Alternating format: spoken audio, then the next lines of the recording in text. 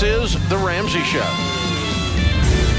You can be intentional about your character. You can have money and a career. You are the hero in your story.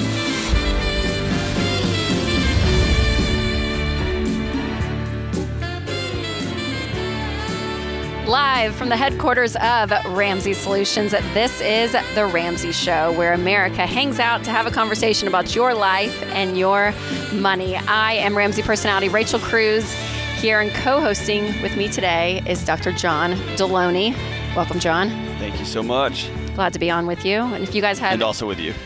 A question about life, money, relationships, anything and everything, give us a call at 888-825-5225. We're going to start off with Jared in Jacksonville. Hey, Jared, welcome to the show. Thank you guys for having me. I appreciate it. Absolutely. How can we help?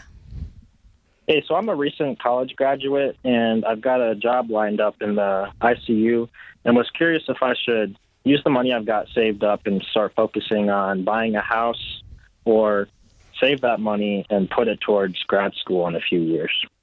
Is grad school going to be a reality for you? Do you know, or is that just a possibility? Yeah, so I think I'm pretty much determined on going to CRNA school and getting my anesthesia degree. Okay. And I have to work 2 years in the ICU before going back. So right now it's kind of just whether or not it's smart to rent. I know the housing market has been insane now, so I don't know if it's smart, and wanted to get your opinion on getting a house. Yeah, it's a great question. You know, I mean, whenever there's a big life change that's happening, you're graduating, you're getting married, anything. When it comes to home buying, I always kind of just like to take a deep breath, because there can be a lot of change that occurs, whether it's moving cities or what you're wanting before this life change could be different than what you want after, and all of that. So especially since you know you're going to be going to school, you might be not going to school in Jacksonville, right? Like you could be moving Correct. to be going to school. So if you're not going to be settled for more than 4 or 5 years, I would not recommend buying a home, because taking the hit, and because the market, it is so crazy. I would hate for you to like buy at the top, for instance, and and who knows, 24 months, what it looks like. So if I were you, I would definitely rent, because this is a big transitional period. And I think there's something about permission. Maybe I'm reading into this call, but you have permission to rent, dude. And the people you work with are going to be like, you're just pissing your money away, dude. And you can just smile at them, because you'll know you're unshackled, and you can move where you want to. You can date who you want to, when you want. You know what I mean? You'll be free to move about the country while you're getting your 2 years in, going to grad school and stuff. Okay, perfect. And I know I'm going to try to save about $30,000 a year, to help go towards a down payment and master's. So I'm definitely trying to live frugally, and even though I'm renting, save as much as I can. It's awesome. So I appreciate you guys. Yeah, you bet. Get some roommates, man. You'll have a couple of fun years, and you're not gonna hang out anyway. You're gonna be working like crazy. And it's so funny. I feel like the home ownership conversation, like there is something very special about owning your home, right? Like you're putting roots down, it's there, but you also don't know and don't think about always all the other expenses that come along with being a homeowner. Like it's up to you. Like there's no one, anyone fixing stuff. For a couple of years, or for 1 year, it was 1 year, maybe 18 months, when Sheila and I sold our house and moved into residence hall to pay off everything. I had done the math on how much our mortgage was, how much we would save. Yeah. We saved infinitely more, and I had not calculated the hoses and the repairs and the nozzle on the thing and none of that stuff. And then you add up the electricity and it's all yours, and the air conditioner. Yeah, I undershot it probably by half, if not 3 times. I couldn't believe how much money we saved by not owning. Oh, yes. I know Winston's grandfather, he's passed now, but I remember he always said, the cheapest day the cheapest day you own a home is the day you buy it, or so. It was something like that idea, right, that because then from there the cost, it goes up. So expensive. Such a good question. All right, up next we have Alex here from Washington, Kent, Washington. Hey, Alex, welcome to the show. Hey, Rachel. Hey, John. Happy Monday. Happy Monday. How can we help? So I have a personal loan for my mortgage at 0%. I am trying to figure out if it is smarter to set aside my those extra payments I want to do. To clarify, I'm in step 3, so I'm just building up my emergency fund. Okay. And because I don't have any interest on it, if I should just set aside that money, maybe find something to put it in just to gain a little interest, or if I should just keep tackling on it since there's no interest on it.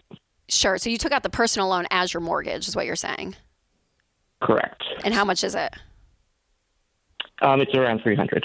Around $300. So you have like a family member that loans you $300K for your house? Indeed. Okay. Yeah. All right.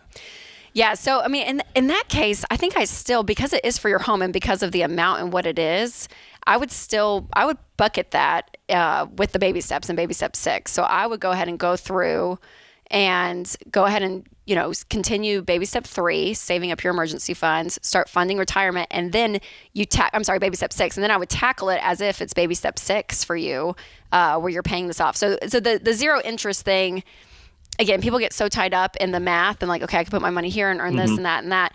But for right now, I would follow the baby steps, Alex. And then when you get to that baby step 6, that $300,000, yeah, that's your mortgage is how I would look at it. And that you're putting that money in, and especially since it's from a family member. Yeah. I hope that gives you a little motivation. Who is your family member, Alex? Who is it?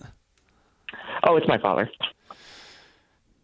I'm not going to ask you to say anything negative about your old man, but does it feel weird having this hanging over you? Because it would for me, and I love my dad. No, it doesn't for you? No, I have a really good relationship with him. Okay.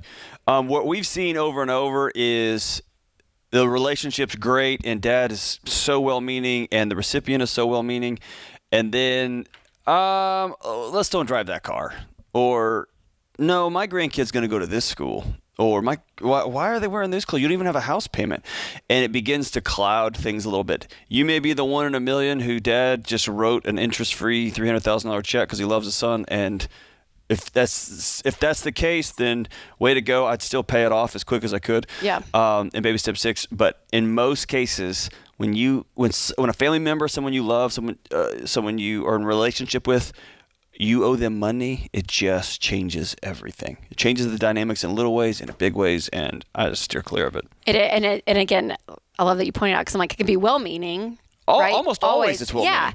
But there's always this thing because the borrower is slave to the lender. When your master is your dad, it does. There's a level there that it's like, okay, there's a little bit of that string attached in life that you owe this to me. And there's also this when your spouse, and it's to think through, my father-in-law owns us. You know what I mean? Like our father-in-law is, I would rather pay the interest rate and get a traditional mortgage than take a 0% interest from a friend or family member. That money would be worth preservation of that relationship. Of that, the safety net of it even, of keeping it away.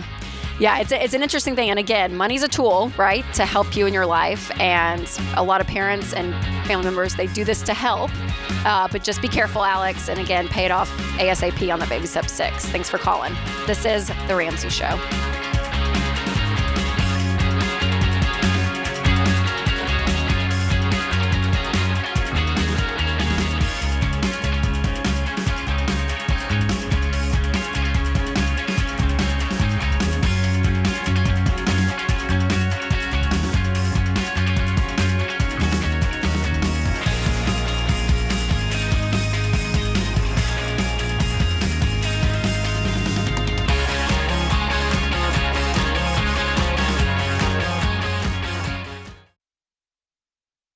Chaos. That's what it can feel like when your business is growing so fast you've outgrown your financial and accounting software. The faster you grow, the more likely you are to lose control of the numbers. And here's the reality. If you don't know your numbers, you don't know your business. That's why we use NetSuite by Oracle, the #1 cloud financial system. Over 28,000 companies use NetSuite by Oracle, including Ramsey Solutions, because NetSuite gives us a single view of everything we need to make daily decisions. Whether you're making a few million to hundreds of millions a year, NetSuite gives you the visibility and control of the things you need to grow, like your financials, inventory, HR, planning, budgeting, and more, all in one dashboard. Go to netsuite.com/Ramsey right now to get their free white paper. Jumpstart your CFO career.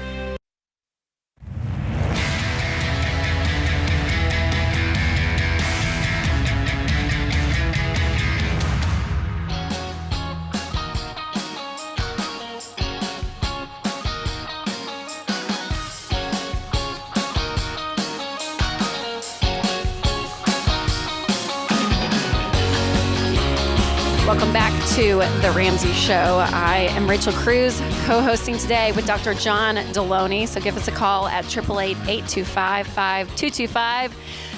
We're here hanging out with you, America, talking about your life, your money, relationships, anything and everything. So give us a call.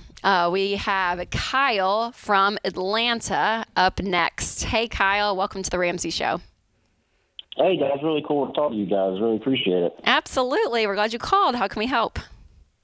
Just a couple of quick questions and then a bonus question if you guys have the time. Well, I think we got some time, Kyle. So, I've recently just got engaged. And, Congrats. Thank you. And I'm wondering if me and her should stop our retirement investments to help cash flow the wedding and honeymoon. And we also just bought a house. And that sort of thing. And the other thing, too, is since we are engaged, do we need to start combining our money now or wait till after the wedding? Dude, that's a great question, man. So Great questions. when it comes to, are y'all debt-free? Yes, sir. Okay. Both of us are debt-free. She's currently living with her mom. Like I said, we just bought a house, so aside from a mortgage. Yeah, I would pause and just pile up cash here. The end goal here is to not to get through your wedding without owing anybody any money. Don't go back in debt. The one thing I would say is Rachel, stop me if I'm wrong here. I will. I'm okay with you pausing it. I wouldn't, and here's why. It would put a cap on me because with all this extra, I'm going to spend what's there, and I'm going to buzz through whatever money is there and get right up to the edge. And so there's some ways that continuing to invest in your retirement, keeping your investments going, is going to act as a governor on your expenses. Yeah, how much do you guys make a year, Kyle? How much do you make and how much does she make? Together, we make roughly $120. Oh, yeah. You can cash flow this. I would. Yeah. I probably wouldn't. I mean, yeah. With the boundary in place that you're not going to go into debt for anything, and to say, okay, let's just say, that we, throw as much as we can. And when is the wedding? If it's April now, when is it? Right, it won't be in next year. Hopefully next Oh, May. dude, you got plenty of money, Kyle. Save up your money. Just keep running. Yeah. Save up your money. Yeah, and you but guys- It's just the only thing is, since we just bought the house, we're trying to keep everything as separate as possible. So she's moving into the house here in June when it gets finished being built. Mm-hmm. And I won't move in until May, so we're going to be paying like two separate rents, the mortgage and my rent. So Sure. it's kind of that's probably the money pension starts to come in because our hard saving is kind of over with. Yeah, why are you guys waiting a year? Yeah, dude, go to the JP, man. Come up here. Somebody here in the office will marry you. Are you ordained? Yeah. What if John marries you, Kyle? Come up here. I'll do it. No, we're joking. But for real, what's causing y'all to wait? You're owning a house. I mean, you're doing it. Yeah, we kind of jumped on the house thing just because we wasn't sure if we'd be able to afford what we could afford in 6 months, just with interest rates and everything. So we kind of jumped on it early, and I feel like it's the right decision, the best decision for us. So just jump on your marriage. Look, you could get married and then have a big party in a year from now, and you can cash flow the whole thing. Dude, I married somebody. I officiated a wedding in my living room. Somebody stopped by the house and was like, hey, we have this planned, and then all of a sudden this got canceled and this, and we're in a mess now. We've already got this. And so, dude, you can go find it. That's a whole other call. I know you didn't call about that, but here's what I wouldn't do. You're going to drive each other bonkers because you're half playing married and you're half not, and you're going to drive each other bananas, and you're going to blow a bunch of money. Just go, just expedite everything. Y'all made a big grown-up decision to pull the trigger on a house, then just go ahead and call it and get married and move on. The other thing about joining your bank accounts, I would not do that until you're married. As much as you love her and y'all bought a house together and all that, I would not join bank accounts until y'all are fully legally married. And it makes me nervous, Kyle, that y'all bought a house. So I'm hoping it's under one of your names, not both. This whole situation makes me just a little bit. Y'all are getting a little ahead of yourself. Yeah. So listen. Yeah, it's done in June, you said. Have her move in June when it's done. You guys get married in July, August. That's 4 or 5 months. Yeah. Move in, call it a day, and you're running. You're running life. Going about your life. And the wedding, it's always an interesting conversation because weddings, they are so blown up in our heads, right? Of what, I don't know if it's just America. No, because other cultures, they take 3 weeks. Yeah. 3 weeks to celebrate in some places. But listen, and it's an exciting time in all of it, but we get so caught up in that day. And my brother, he's been married now a few years, but I remember I told him, I was like, take your wedding budget, split it in half, and save the rest for marriage therapy after, because it really is one day, and how much effort and time we think about like that. Like, your marriage is a lifetime. So we're not trying to rush you into a marriage, Kyle, but obviously you're engaged, and obviously she's the one, the way you were talking. So I would just not put as much stock in the wedding itself and be like, okay, let's start. Yeah, go get married. And then if you want to have a party a year from now, I feel like COVID took all the rules off. Yes. Like people getting married over Zoom or whatever. Just like, it is what it is. I love you. You love me. We're going to start our lives together. Let's just go make it happen. And then we can rally around a party later. Absolutely. I mean. Yep, and the party could be at the next person's house here. Michael from Florida. Michael, welcome to the Ramsey Show. Thank you. How are y'all doing? Doing good. I see the word pool coming up, so I thought, well, that'd be a great place for old Kyle to have There's not his a lot of reception wedding there. pool parties. Yes, send him on down. So how can we help, Michael? I'm trying to get some advice as to whether or not my wife and I are making a financial mistake by putting an in-ground pool on our property. Okay. So we have the money to cash flow it. We have no debt other than our home. We bought our house right before COVID popped off pretty strong 2 years ago. The house we were living in prior had a pool, and it's something that we both want and enjoyed having. Just don't know if I'm terrified about spending the money. She's not. She's all over it. Michael, put in a pool. Michael, don't put in a pool. I'm just kidding. Hey, how much do you owe on your house?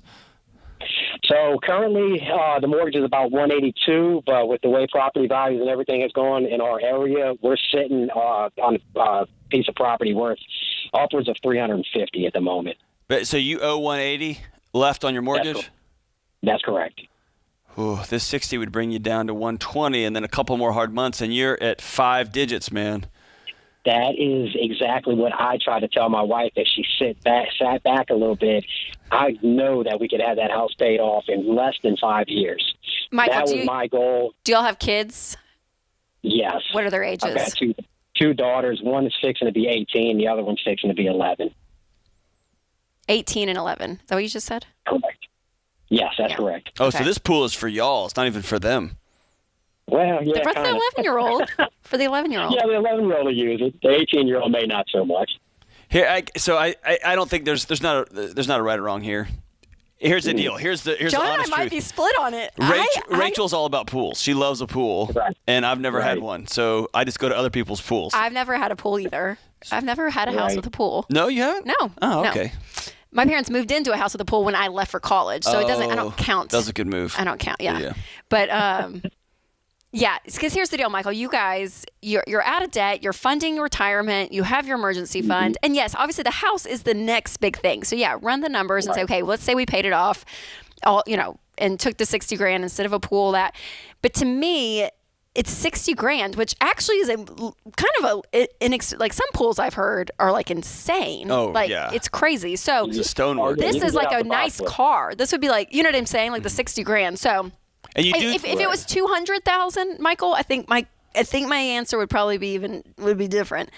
$60,000, you have the cash for it. You got your 11-year-old home.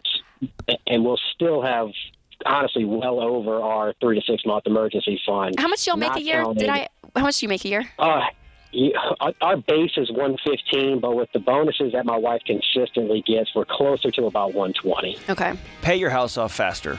Maybe you split the difference. Say, I'll get this, but we're going to put our house on a 24, 36 month payoff. And so I'll trade you the pool for we're hitting the gas. We're not going out to eat anymore. We're going to get this house paid off, and we're going to get it done. And so then you look up in 3 years and you both won. There you go. Compromise. This is it's the worst. The Ramsey Show.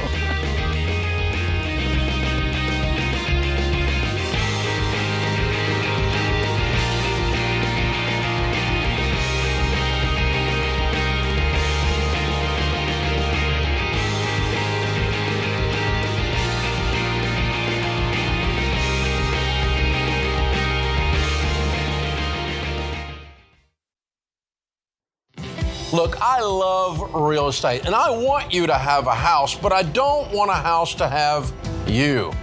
That's why you need to get in touch with Churchill Mortgage to make sure you do this right. These guys are awesome. They'll help you get on a smarter mortgage plan because they're committed to doing what's right for you. That means they check in every year with free consultations to help you stay on the right plan. They show you how to save money and interest so you can build wealth faster. They walk you through the total cost of your loan so you can make the best choice. Basically, they care. That's why we call them Ramsey Trusted. You can achieve debt-free home ownership, and Churchill is here to help. Go to their site, churchillmortgage.com/Ramsey, to start your approval or get more information.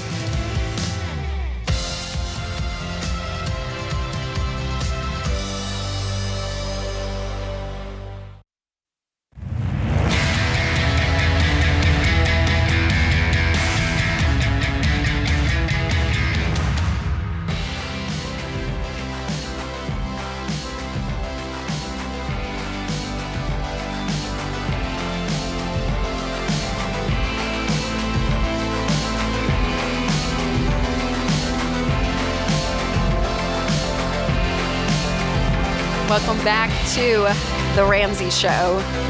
So, John. Hey, listen, I know you love it when you're right. Study.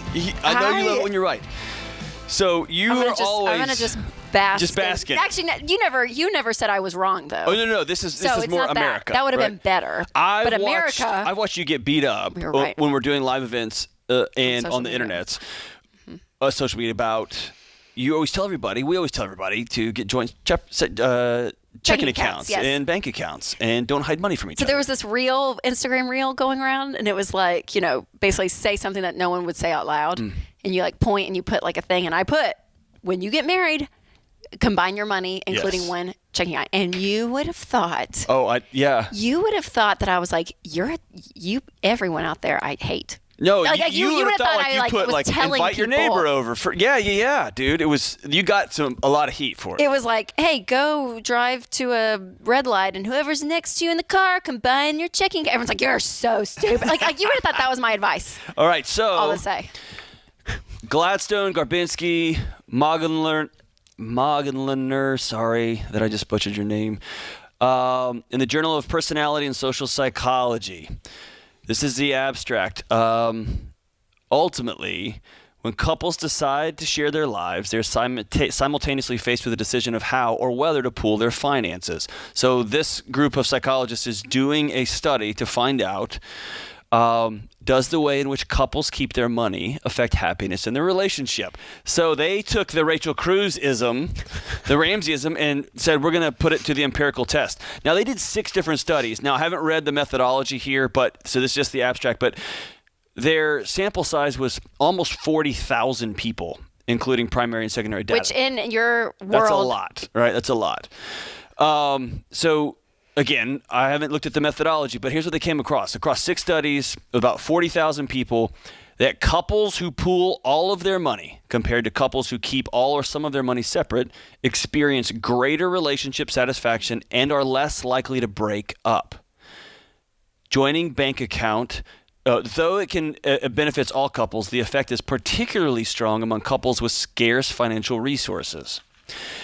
So empirically, if you will put all of your money in the account and deal with all of the anxiety and all of the hard conversations and all of the push and pull that will entail, the data says you're less likely to break up and you are more likely to experience greater relationship satisfaction. And what else do we want in a marriage? To not break up and to experience satisfaction in the marriage. Well, and we talk about this a lot in Money and Marriage, but it's so in our event, but it's so funny to me. And you're the one that said it, so I want to coin you, but I'm like, you will share a kitchen with someone. You will share a bed with someone. You share your genetics with a humans together. With a little person running around. You're sharing. Literally, your genetics are sharing. We grew a human together. But when it comes to your checking account, it's my money. No, I earned it. No. Where's my $300 for the light bill? It's like, what are you talking about? You know what I mean? Yes. It blows my mind. And I do know people have a lot of trigger points and fear around it because of past experiences, right? Like there's legitimate. People walk through legitimate pain and hardship to get to that and to say, I'm too scared now to still go in full force to my second marriage or whatever it may be. But still, okay, so if you're choosing to get married, you guys, if you're choosing to share your life, and the reason you don't is another reason is people say, well, we just fight all the time. We fight all the time. It's easier just to avoid the conflict. And I'm like, but that's the exact conflict you have to have. Yeah. To have a better marriage, you're just avoiding it. And when you're avoiding that, you're probably avoiding other things, right? I was going to say, like, if your thought is, I can't ever have that conversation, it's just going to end in a fight. Or I can't ever talk to him or her about this because it would, then don't get married. Do not get married, because that gap in communication, that gap in the ability to have hard conversations and do hard things together will show up somewhere, and there's going to be kids involved, or there's going to be a mortgage or a business involved, there's going to be in-laws involved. Yep. It only magnifies from there. So if the thought of sitting down with somebody you're dating or engaged to and saying, hey, it's a big deal to me that when we get married, we pull all of our money together. If you can't do that, call it. Because what's coming for you is going to be worse and worse and worse and worse and worse. Okay, so for people that are married, though, and that this is still a point, they're like, yeah, I had a DM come through. Someone slid into your DMs? They slid into my DMs. And I don't always check it, but I was just home and I was like going through them. And she was like, yeah, I'm thinking about getting a separate checking account for just my spending. Because he kind of harps on what I spend my money on, and I'm kind of just tired of it. So we do everything else. We budget together all that, but just my spending, I want a separate account. And I messaged her back. I was like, hey, no, because the issue is not having a separate account. The issue is that your husband's either being kind of a jerk and poking at you and bringing up things in the past to throw in your face that you've spent, or maybe what you're spending y'all aren't agree on and he's frustrated. Like, I don't know who's right or wrong. It sounded like, she was more right, but obviously she was the one that DM'd me. But I was like, no, you don't put a Band-Aid of things on your relationship. And that's what people I feel like do all the time. We'll just figure out systems in marriage with our money so that we don't have to go there. We don't have to engage. We don't have to go there. Yeah. And I'm like, go there. It's painful and it's hard, but it's worth it. Like that's a deeper marriage. And finding out as much as you love somebody that they're not going to be your forever person because they can't honor your safety. Before you get married, not willing. Call it. Right. And if you are with a spouse who steadfastly refuses to join, then here's what I want you got to go connect with somebody. That's when you call and say, I'm going to go start seeing somebody. I'd love for you to join me because this marriage isn't safe. Yep. Because you don't trust me. We don't trust each other enough here. And you and I both heard of people who blow all the money because they've got addictions, who blow all the money because I just need a new rifle. And it's like, well, yeah, but we need diapers. It's like, well, you figure that out. Yeah. Everybody knows of that. And so we're not talking about those There's a small percentage. Abusive, yes. Right? Or there's, an addiction with gambling or something else. Yes. But there's for a time to most separate. people, most of the time. Yes. Put your money in the same account. Yes. Right. And here, we won't keep harping on this, but another thing too that I would love for you to speak on though is that I hear for women especially, don't depend on a man. Like it is independence is celebrated. Yeah. Where it's like, oh no, I can take care of myself. I don't have to depend.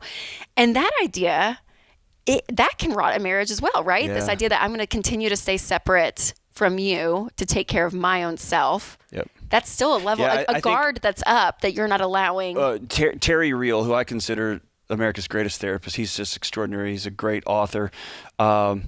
He says that the great lie that women were told coming out of the 50s and 60s and 70s is you don't need anybody and you can do this all by yourself. And the great lie that men were told is the rules didn't change, because the rules did change and your wife got a seat at the table. When I was doing research for my book, my mom, who got married in 70, was not allowed by law to go get her own checking account without my dad's signature. Until 73. Oh, wow. This is our parents, right? Yep. This is the arc of our parents' relationships. It blew my mind, right? So the rules changed. For men and women. Men have to do things differently. Yes. They have to be more inclusive. They have to sit at the table. They have to have hard conversations. Yes. They have to invite partners into these conversations in ways that their grandparents didn't. Yep. And the lie that, you can do all of this by yourself is not true. We're not wired that way. We're not built that way. And that's not woo-woo. That's co-regulated science. That's who we are.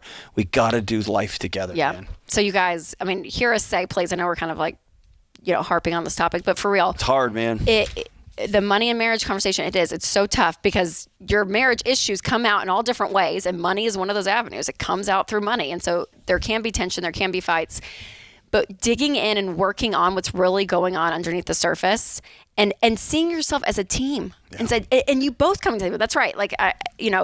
sometimes it's all put on the woman, and it's like, yeah, because she's the one that's doing a lot of the household spending and all of that. We see that in studies. And so for some women, they feel very isolated because their husband's not helping. He's not engaging in the conversation. Or the flip is, my dad did it, I'm doing it, and the I'll flip figure is it out. that. Yeah, I'm gonna just yield to him, and he can just no. You have a voice too. Step in, and you guys working together. You're gonna be different. Opposites attract. So be prepared for that. We both feel that Right. in our marriages. But man, I'm telling you, combine this. Your marriage has to be so tightly unified, and use money as a tool to be one of those things that helps. This is The Ramsey Show.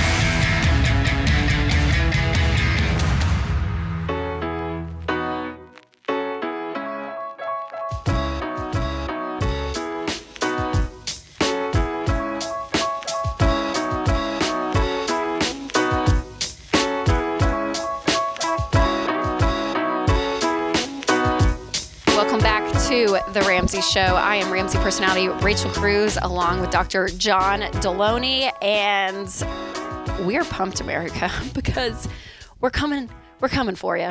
We are now hitting the road. Sounds so dramatic. For live events. We're coming for you.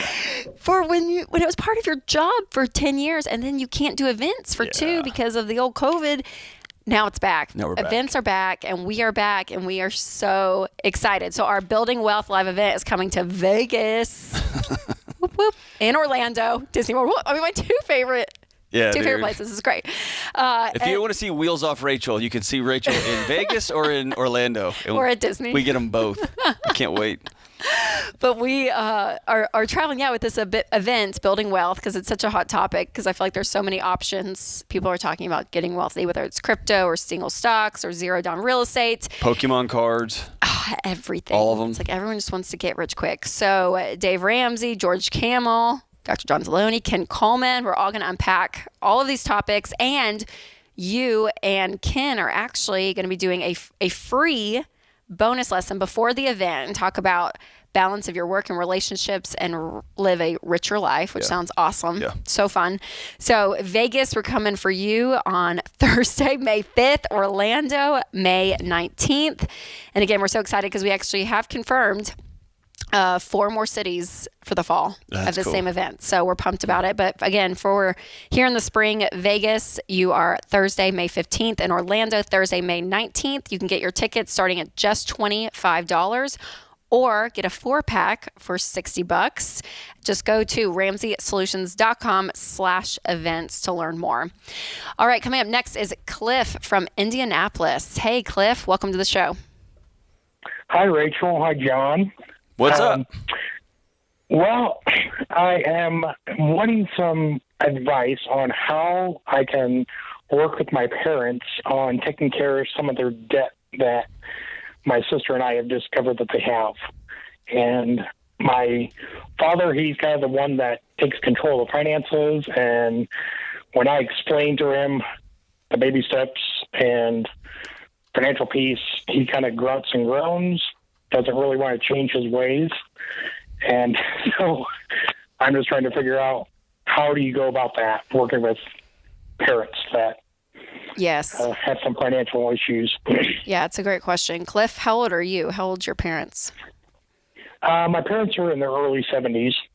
I'm late 40s. Okay. And what did you guys discover? You said you and your sister discovered some debt that they've had. Whoa. Yeah, credit cards, personal loan. I think there's a timeshare that they're paying on. So a bunch of stuff. And they have not come to you stressed out or anything. You're just seeing all of this and thinking, oh gosh, they're not in a great spot. Right. Yeah. So it's been my experience. It's been my experience that on 2 issues, parents do not receive advice from their kids very well. Sex and money. If you happen to show up at Christmas and you're 35 and your parents are 70, you're like, Mom, here's how you need to start wooing Dad. She'll just cut you off and be like, how about you go out and sleep in the yard, right? So they're not going to hear that. And the same is, hey, you know what y'all should be doing with your money? For most parents, your dad knows how much debt he has, and he knows the mess he's in. He knows the math. He knows it. And when his son comes to him, a son who loves him and who cares about him, is trying to do the best for him, it's such a shame-inducing conversation that every response mechanism he has to deflect that shame kicks off, right? The grunts, the whatever, your mother just, all that stuff is his body saying, I know, and it's too big and it's too late and I'm scared. Okay, here's the hard part. My experience has been there's not a lot of movement there. The one thing you can do is to have a conversation about connectivity. Here's what I mean. Hey, Dad, let's go to breakfast. Hey, I've had some success with this stuff. If you ever need something, I want you to know I've made some stupid errors too that you don't even know about, and I'd love to be a first call. And I love you and I love Mom, and I want y'all to live to be 140 years old. If you need anything when it comes to talking about money, I'm an open book and I'll help in any way I can. And that makes it more of a connection conversation, a relationship conversation, and less about a failure or you didn't do the X's and O's right. You hear the difference? It's subtle, but it's massive. Right. Yeah. And that makes sense. Other than that, man, it's tough. I know. Yeah. It is. Yeah. That's what I was going to say though, is I feel like any conversation that I hear that is successful between a child to a parent, and that is them just sharing their own experience, the child, right? And just saying, hey, here's what we've done, and it's been amazing, and the benefits of being debt free and having this emergency fund, like it took so much stress off that I didn't even realize, and we're just really pumped about it. And hey, Dad, if you guys ever have a question or anything, I would love to sit down and talk, because I've seen the flip side of this. Yep. And now that, or even, I don't know if this would be another avenue too, Cliff, but because of their age, talking to parents about their estate and their will, like all of that, which kind of gets into a different type of conversation because you're talking about death as well. But just the idea of, hey, we want to honor your legacy and what you and Mom have built over the years over our life. And so whenever you want to dive into that, the more details me and your sister, can have around that to honor you guys if something were to happen. Like, we want to know that and be on the same team with you all. So that could be another door that's actually opens a it. Great. It's one of those things I forget all the time because my dad was a homicide detective. We've been talking about death. We talk way too much. Our family dinners can be uncomfortable. We talk once a year. Yeah. We have a once a year family meeting at the Ramseys. So if that guy dies, right, that's actually a brilliant idea, Cliff, is to call your dad and say, or maybe send him a text and say, hey, I'm going to call you this week. Need to talk will. And that way he's got a moment he's got a day or two or three to wrap his head around this conversation, and then say, hey, I had a buddy whose parents passed away. I just saw something on TV. It's just been something that's been in my soul. I want to make sure that you and I are on the same page with how I'm going to take care of Mom if and when something happens to you. I want to make sure that we've got it all down, that if something happens to Mom, that we are going to honor you and love you and honor her the best way we can. And can we sit down and talk wills? And I don't care about who's in the will or I don't care about any of that stuff. I just want to make sure we're honoring you guys the right way. Some parents take that again as, they're just after our stuff. You can't control that. What you're trying to do is on the front end, honor and love your parents the best you can. You can't control how they choose to internalize it. Yeah, that's right. All right, up next is it Bavik? Bavik. Is that right? From Raleigh? Did I say it right? Yeah, you said it right. Bavik, what's up, man? Welcome to the show. How can we help? Yeah, I want to say thank you to guys. I've been following you guys for a while now, and I learned a lot of things from you guys. Today I'm calling to get an advice on a situation that I'm having. So my Amex account was charged off on December 2020, and the collection agency, it seems like I'm not able to find that listing in my recent credit report. So I'm wondering, is it worth paying off that collection when, trying to reach out to the agency and, working up a deal with them? Yeah, is the collection, are they actively calling you as of now? They haven't called me, I would say, since last 6 months. In the last 6 months. And how much do you owe on it? I owe them $3,400. $3,400? And it's not on your credit report? No. I saw Experian and the TransUnion credit report. Neither of them has that listing. And can you go back in your own records and know that you had $3,400 on this Amex? Yeah, because the Amex, they do report to the credit bureau, and I see that, they have charged off on December 2020, and the amount was $3,400. Okay. So whenever it's in collections, depending on where you're at in it, you can definitely try to just settle it, even for pennies on the dollar. So yeah, Bhavik, I would definitely go in and just call them and see if you can settle it. And they may have sold it off to somebody else at this point, and they may say it's gone, and we're gonna have to wait for a letter. Well, John, so fun co-hosting with you today. Thank you, America, for listening. This is The Ramsey Show.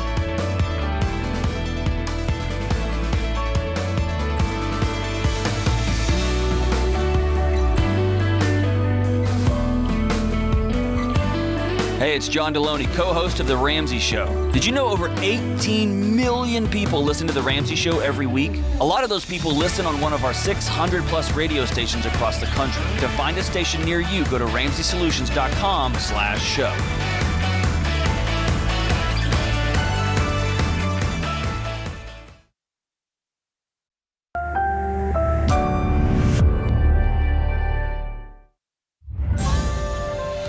This is The Ramsey Show.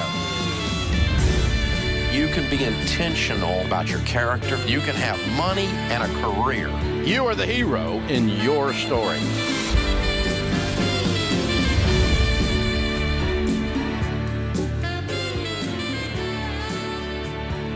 Live from the headquarters of Ramsey Solutions, this is The Ramsey Show, where America hangs out to have a conversation about your life and your money. I am Ramsey personality Rachel Cruz. Alongside of me today is Dr. John Deloney, and we're here to answer your questions, to talk about your money, your life, your relationships, anything and everything. So up first, we have Kevin out of Denver. Hey, Kevin, welcome to the show. Hey, guys. How are you doing? Doing great. How can we help? I think I have the answer to it. I just want some validation, maybe getting ahead of ourselves a little bit. But we are on track to be out of debt in August with the recent change here, which is what I'm calling about. Our youngest son is signed up to start his diesel mechanics program, and he'll be starting in June. And we're going to cash flow that tuition. But the question comes down to moving from baby step 2 to 3 with the 6-month fund and this tuition. So we have more than enough to cash flow the tuition. The question is, do we save the money all for the tuition, which is about $35,000, and pay that in, as large chunks as we can, or do we pay the monthly tuition, which is about $2,700? And put towards the 6-month emergency fund? The way we always answer these questions, Kevin, is if I were to wake up in your shoes tomorrow, what would I do? And if you have enough money to be able to say, yeah, let's do the monthly installments and save up for the emergency fund, that's the route I would take. Absolutely, 100%. The chances of something going sideways, the chances of your son changes his mind halfway through and he wants to go through another program or something like that.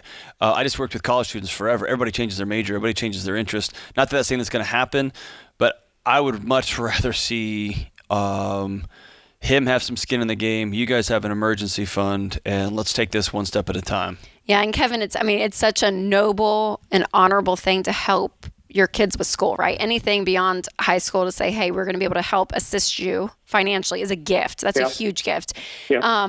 But I also, when we do the baby steps, that ends up being baby step 5, where you already have you and your wives, everything is settled, or you have a solid financial foundation of an emergency fund, you're funding retirement, all that before you get to this step. So you're jumping ahead. You're jumping ahead a little bit on the baby steps. Now, if you're able to kind of cash flow it and keep that in your expenses, you can. But also, your son. I mean, he can get a part-time job too. He can help. Throw some money at this. Because I do want you guys to be stable. Because if something were to happen, Kevin, and you guys don't have that emergency fund, then you're in an unstable situation. He then is in an unstable situation because he's not getting his monthly stipend from you guys that he's used to, all of that. Do you know what I'm saying? So having more of a foundation there would feel good. So even if you said, hey, we're going to pay for the first 2 months, son, if you're able to put some money aside so that by that third month you have money as well while we're saving up, you guys can kind of go at it at a team effort. But that's a very generous team effort from you, Kevin. I just want you to hear that, that you don't have an obligation to pay for your son's stuff. If you have the money, it's awesome. But how do y'all feel about him having some skin in the game, participating in the payment? We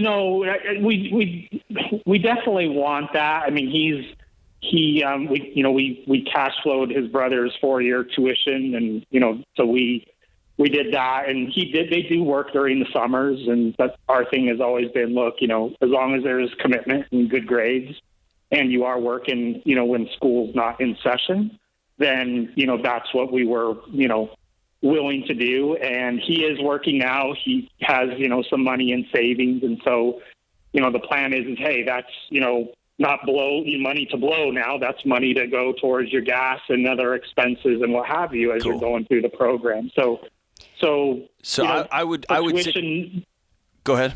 Go ahead. I was going to say, no, go ahead. I would articulate those things and sit down and say, hey, here's what I'm going to do. Tell him, I got the money and I'm going to make sure our whole family is financially secure. And here's what you're teaching him. You're teaching him how you handle money, which is a gift in and of itself. I'm filling up our emergency fund so that we're all safe. We all have food. We all have bills no matter what happens. And then here's how we're going to do college. My expectation for you is that you take care of gas. You take care of insurance. You take care of your food, right? Let's be very clear. The number of college students are like, no, my mom's got it. And then mom calls me and is like, no, son's got it. Man, that clarity can be so much. And you're right, skin in the game, man. If it means different things for different people in different places. Sometimes skin in the game is grades, and sometimes I'll take care of the money. You make sure you make good grades. And sometimes it's you pay for a semester and otherwise. But you just got to have the clear conversation. Yes, because it's not a work ethic conversation for me and your son. I mean, Kevin, he may have a great work ethic, so it's not like, oh no, we have to instill this by making him pay. I just want to make sure, Kevin, that you and your wife are in a good spot, that you guys have an emergency and everything, because if something comes up, then everyone's kind of out. So, but it's a great question, Kevin. Thanks. Up next, we have Dylan from Greensboro. Hey, Dylan, welcome to the show. Hey, Rachel, how are y'all? Doing great. How can we help? Just got a question with paying off a truck. Really not sure which way to go. I've got picked up. I currently owe about $23,000 on it. Okay. And I have about $15,000 saved, and I actually have a couple toys that I really don't want to part with, but that might be a way I need to go. Maybe so. Okay, Dylan, how much do you make a year? Roughly from $55,000 to $68,000. Okay. And then what other debt do you have? That's it. What toys? I have a side-by-side and a motorcycle, and I'm leaning on selling the side-by-side. How much is it worth? I can't. Probably $16,000 to $18,000. Okay. Today. Sell today. But yeah, so Dylan, let me tell you this. Our rule of thumb is not to have more than half of your annual income that have motor and wheels attached to it, okay? So you're already bumping above all of that with that side-by-side motorcycle. You got anything else with wheels and a motor? I have a Camry that I'm also selling. Oh, how much can you get for that? 4 or 5. Okay. I'd say. Okay. And see, that's my question. I'm trying to figure out, do I pretty much deplete my bank account and pay it off with the car and then use my taxes to pay off the rest and keep all the other toys, or do I sell the side-by-side and keep some money in my pocket? Yep. If I were you, I'd sell the side-by-side. I would sell the Civic, whatever remaining left, take out of the $15K, and then whatever's left of the $15K, is your emergency fund that you're going to continue to build on. But you got a lot of wheels. You don't make enough money, a lot brother. of motor for your income, Dylan. But get rid of it all. Keep the truck. Pay it off. You're good to go. This is The Ramsey Show.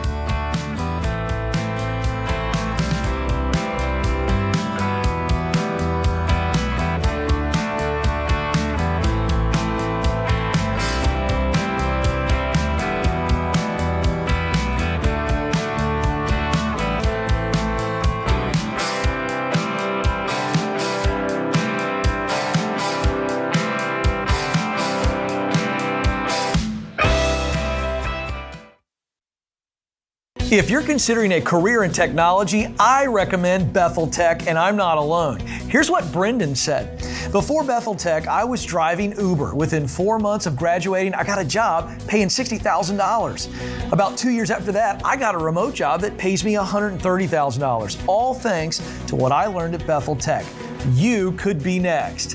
Get started today at betheltech.net and get $1,000 to $2,500 off of your tuition. Again, it's betheltech.net/Ken Coleman.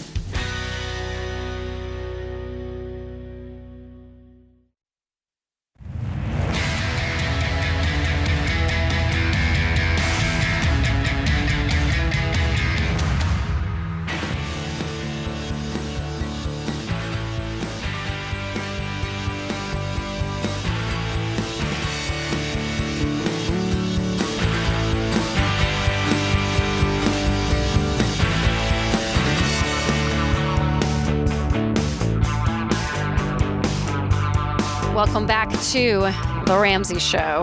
Hey, Rachel, this is a big shocker. You're more fashionable than me, right? I mostly wear T-shirts and black dress shirts over and over and over. I'm going to say correct, John Deloney. Correct. You're bejeweled and bedazzled. So, all right, I need you to help me with something because there's a thing going on in the Americas, in the world, that I literally don't understand. And That's in the new world. It's yes. It's in the internet. Literally a new world is what it feels like. So here's what the article says. Imagine it's 2050. You're walking around Times Square in a puffer jacket. Nope. I'm just going to stop right there and say no, but I'll continue. I can't. Made of pixels and the code that made the Matrix itself. You look cool in the green fit, to say the least. I'm going to disagree. You don't look cool, but continue.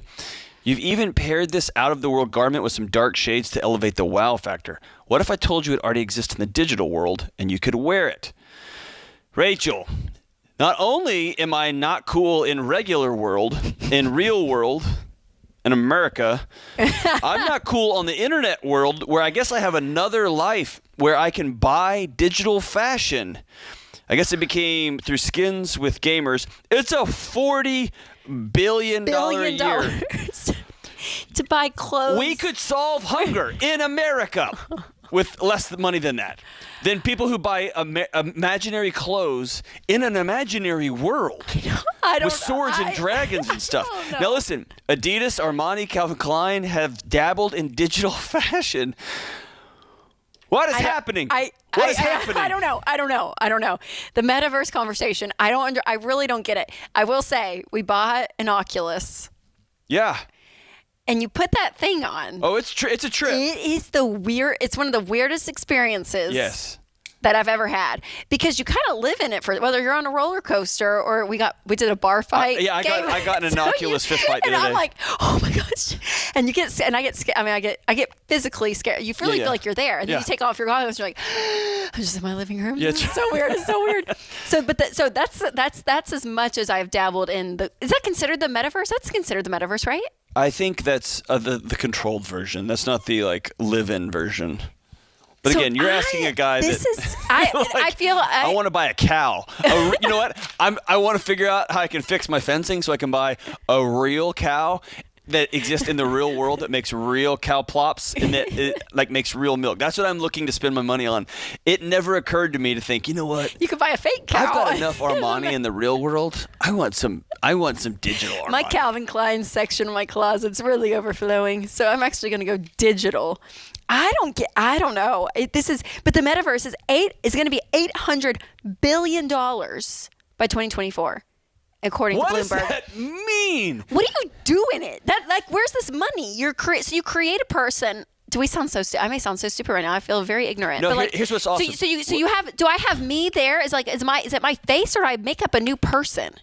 Whatever you want to be. I said that in my creepiest metaverse voice. Yeah, here's what's cool. Digital clothes don't require raw material. Duh. Or labor or manufacturing or shipping, because they're not real. Oh, listen, if you make a budget and you have a line item for, I would like a digital fishing pole to fish in my digital river and catch digital fish. Go fishing. Go fishing. Are we gonna melt as a culture? This is a culture that's got access to not. We Is don't have Jesus too much money. coming back soon? Oh, there you go. You had to go get all. No, this is too much. This is our basic needs have been taken care of, and we have access to too much capital. You know what? My husband does not like to be the forefront of my conversations on national radio / YouTube / podcast. But Winston says that all the time. Like when something big blows up, he's like, because we literally don't have to go out and get food and spend our energy finding clean water somewhere in the world. We have everything taken care of. So it's we're bored. Are we just bored with our real lives that this is what's happening? Or we have become so anxious and we're unwilling to deal with the discomfort. We've pathologized discomfort to the point that we're creating a whole new world. So social media doesn't even scratch the surface of this stuff. This is a whole other. Yeah. It's an immersive other world. It's Wall-E. Yeah. It's just another. It's so great. Plane. So here's what I would suggest. For it. Let's live here. Let's live here. Let's be well here. Yes. If you're going to spend money, spend it on real things. And again, playing video games, that's real. That's fun. It's entertainment. Sure. It's not a place to enter into. You know what I mean? Unbelievable. And hey, in 5 or 10 years, if I'm wrong, I'll be the first to tell you I screwed this up. I'll be the first. If we have FPU in the metaverse. And I think we probably will. I mean, honestly, if this is where life is going, don't you want to meet people where they're going? Nope. I don't know. This is a business conversation. I want to go to the woods. I want to go to the woods. I don't know. I mean, I'm going to get a cow and another dog. And you're like, get off my lawn, you Gen Zers, you millennials, whoever's here. You know what? I would love for a ball to just mysteriously fly into my yard because that would mean kids are outside playing with one. With a real one. With a real ball. Not if a digital ball comes on my digital lawn, I'm going to pop it. Let's ask the next caller if she had $500 if she will buy clothes in the metaverse. The next caller is a travel nurse. She's not. She's Natalie she's from Milwaukee. Natalie, welcome to the show. Hi, how are you? Natalie, good. If we gave you $500, would you spend it on digital clothing in the metaverse? Absolutely not. I would be going straight towards my student loans. Yes! Hey, and I see up here on the screen, you're a travel nurse. That means you deal in reality every day. With real body, real people. Real blood. I'm a travel nurse's spouse. So I'm not the travel nurse. Oh, okay. Oh, so you get to wash the clothes. Okay. So how can we help? I just wanted to, first of all, Mr. Dr. John Deloney, I recently purchased your book. I'm really excited to get it and read it. Thank you. Thank you. I had a question about being a travel nurse's spouse. We're in a new city, away from family, friends, and I feel like I'm holding my own pretty well. Going to the gym, exercising, have a church family here. Basically, my day-to-day tasks, I take care of our dogs, go grocery shopping if I need to, fix dinner, exercise with my husband at night. But I feel like my mental health isn't going so well. I've struggled with it in the past. Definitely, I know the steps that need to be taken. Probably the lack of social interaction is one of the biggies. Yep. But what suggestions would you might have for someone in my situation? That's such a great question. And with so much mobility happening in the country right now, people moving and changing jobs, and then the last study they just got there, and now they want to move again. Thank you for asking this question. It's going to help a whole bunch of people, okay? The first thing is if you've got past mental health challenges that you've worked through, one of the first things I would do when you move to a new community, set up, find out where the dentist is and find out where your primary care physician is going to be. find a local counselor that you trust, or if you're able to, if you're in the same state and you can keep the one and you can meet up electronically, make sure you've got that anchor point, okay? And that's for dealing with any of the mental health challenges that you struggled with in the past.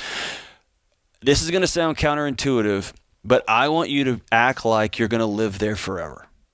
I want you to develop relationships and friendships, because you've got a brain right now that's screaming for connection. And it's hard with shallow roots, because there's that part of you that wants to make friends and connect and, hey, what's up? Why don't y'all come to dinner? And there's that other lingering part that knows we're about to move anyway. I want you to not live that way. Invite people over to your house, be hospitable, go first, take a risk, say, hey, y'all want to come have coffee? And if they say no, that's because they've got things in their life. It's not a reflection of you.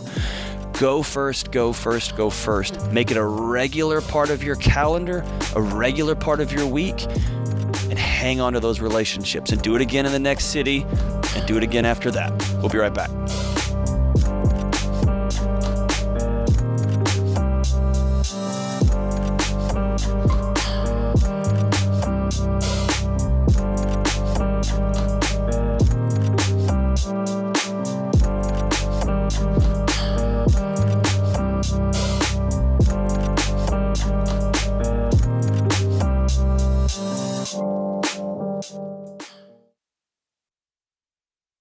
We were drawn to Christian Healthcare Ministries because we both had young families and we wanted to have more children. And we had also just started a real estate company and needed to find healthcare coverage that would meet our needs. We were attracted to CHM because of its low monthly costs and the ability to negotiate medical costs down.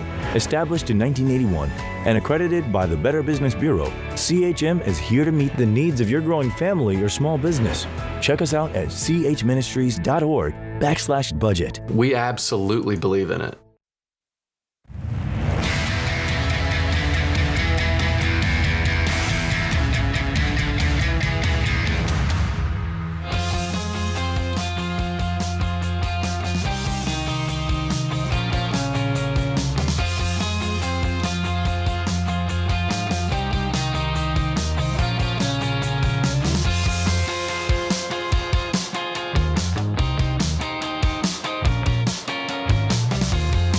Welcome back to the Ramsey Show. And our last caller mentioned it, John, but she said she pre-ordered your new book, which is so exciting. Own Your Past, Change Your Future. I know that makes 2 sales, my mom and the last caller. That's so exciting. Natalie. And Natalie. Oh, so glad. But you can pre-order, again, today. It's April 4th, and you get the free ebook.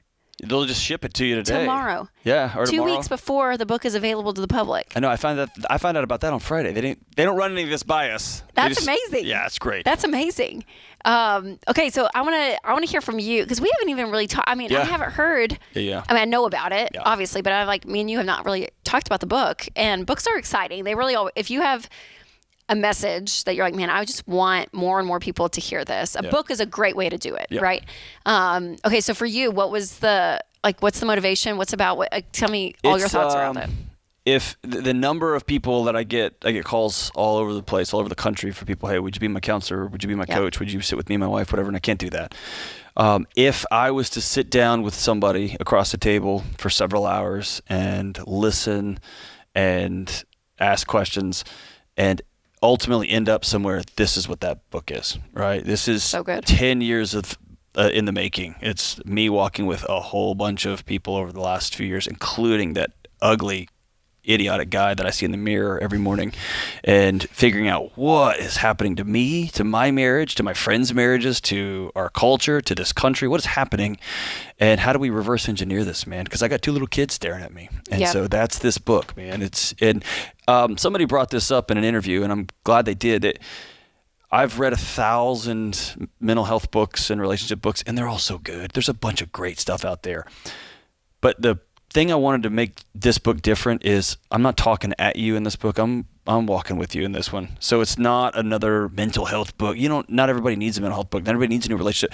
This is me walking alongside you, and I don't care where you are in your life. I've had 7-year-olds read it, and I've had middle schoolers and high schoolers read it.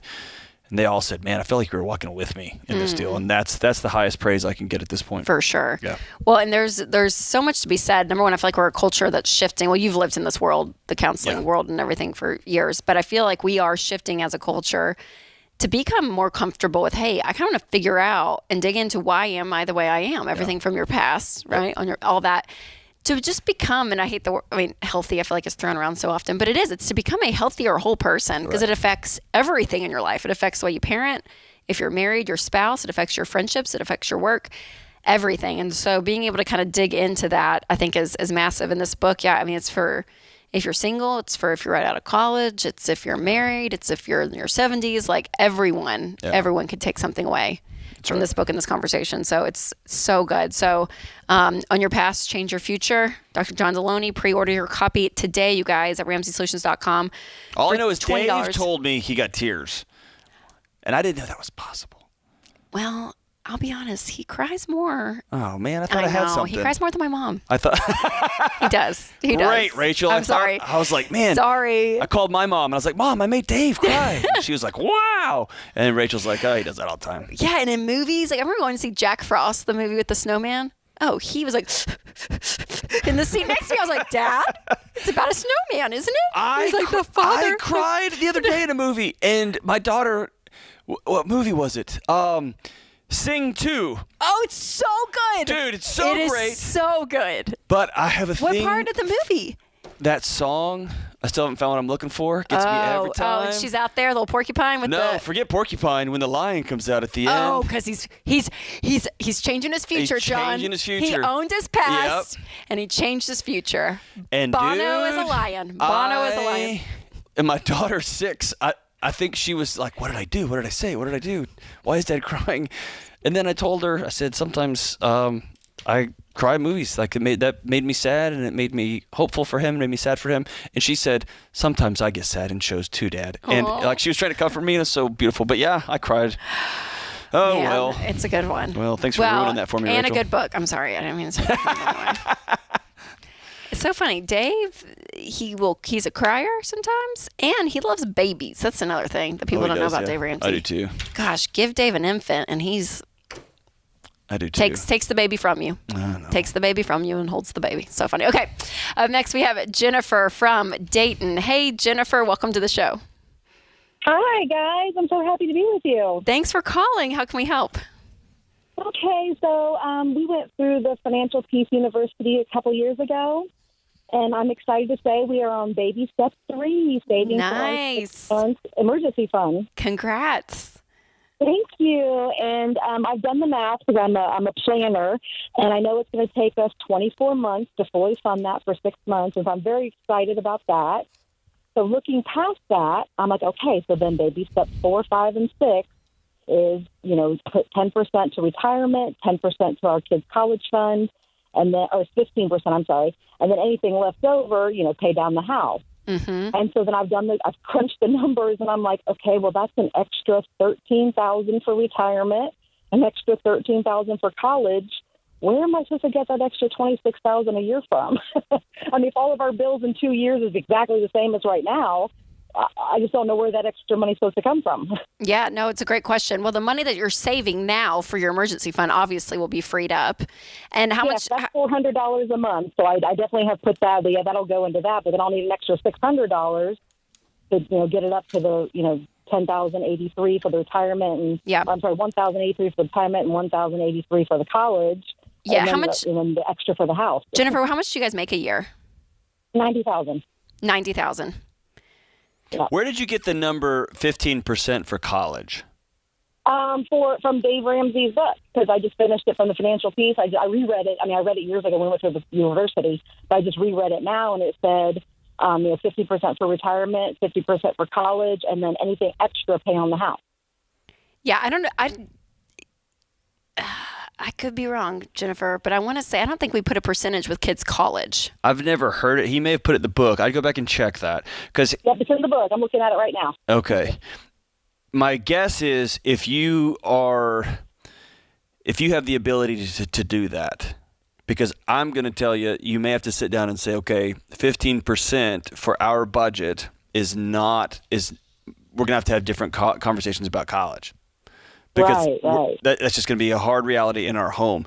Not every family can put that type of money down for college. Yeah, that's completely okay. How many kids do you guys have, and how old are they? We've got an 8-year-old and a 2-year-old. Okay. So you have time on the college aspect. So I would say your first focus is that 15% into retirement, because I want you guys to start, funding your 401ks, Roth IRAs, all of that to be at a point that when you do want to retire, that you have the ability to. So that's obviously first and foremost. And then any money, I'm going to step away from the 15% from kids' college, because for some reason, I don't know why, I don't remember it being that hard of a line. I know your retirement has to be, because after the math and all of that over years and decades, like that's about how to keep your lifestyle the same at retirement when you guys start. But the kids' college thing, you may just kind of want to tap your brakes on. Number one, you have time to fund that stuff. So I would probably tap my brakes, get comfortable with all of that. Once you start funding your 15% into retirement, it'll come out of your paycheck if you're working, your company has a 401k. Right. So get comfortable like a month or two with that, right? 3 months. And then look up and say, okay, how is it? Because hopefully in 2 years too, Jennifer, the hope is over the course of your career that you're going to be getting raises, that you guys will get bonuses. You know what I'm saying? That like you'll be at a place that you'll be hopefully growing in your career and making more money 10 years from now than you are today. Too. Yeah, that's our prayers too, especially with inflation being as crazy as it is. I'm like, we're already losing money right now, right? No, in your retirement, in your retirement, you're hanging there. I would rather you. I hate to go against the TMMO Bible here. I would love to see you just have a number. We want to have $25,000. We want to have $100,000, and you can reverse engineer that for college. Yeah, absolutely. Yes. And say, I want $200,000 so they can go to any school they want, or we're going to reverse engineer this thing. Yeah. Yep. Absolutely. So take your time, Jennifer. Breathe. It's okay. But that 15% for retirement is going to be your number one goal. This is The Ramsey Show.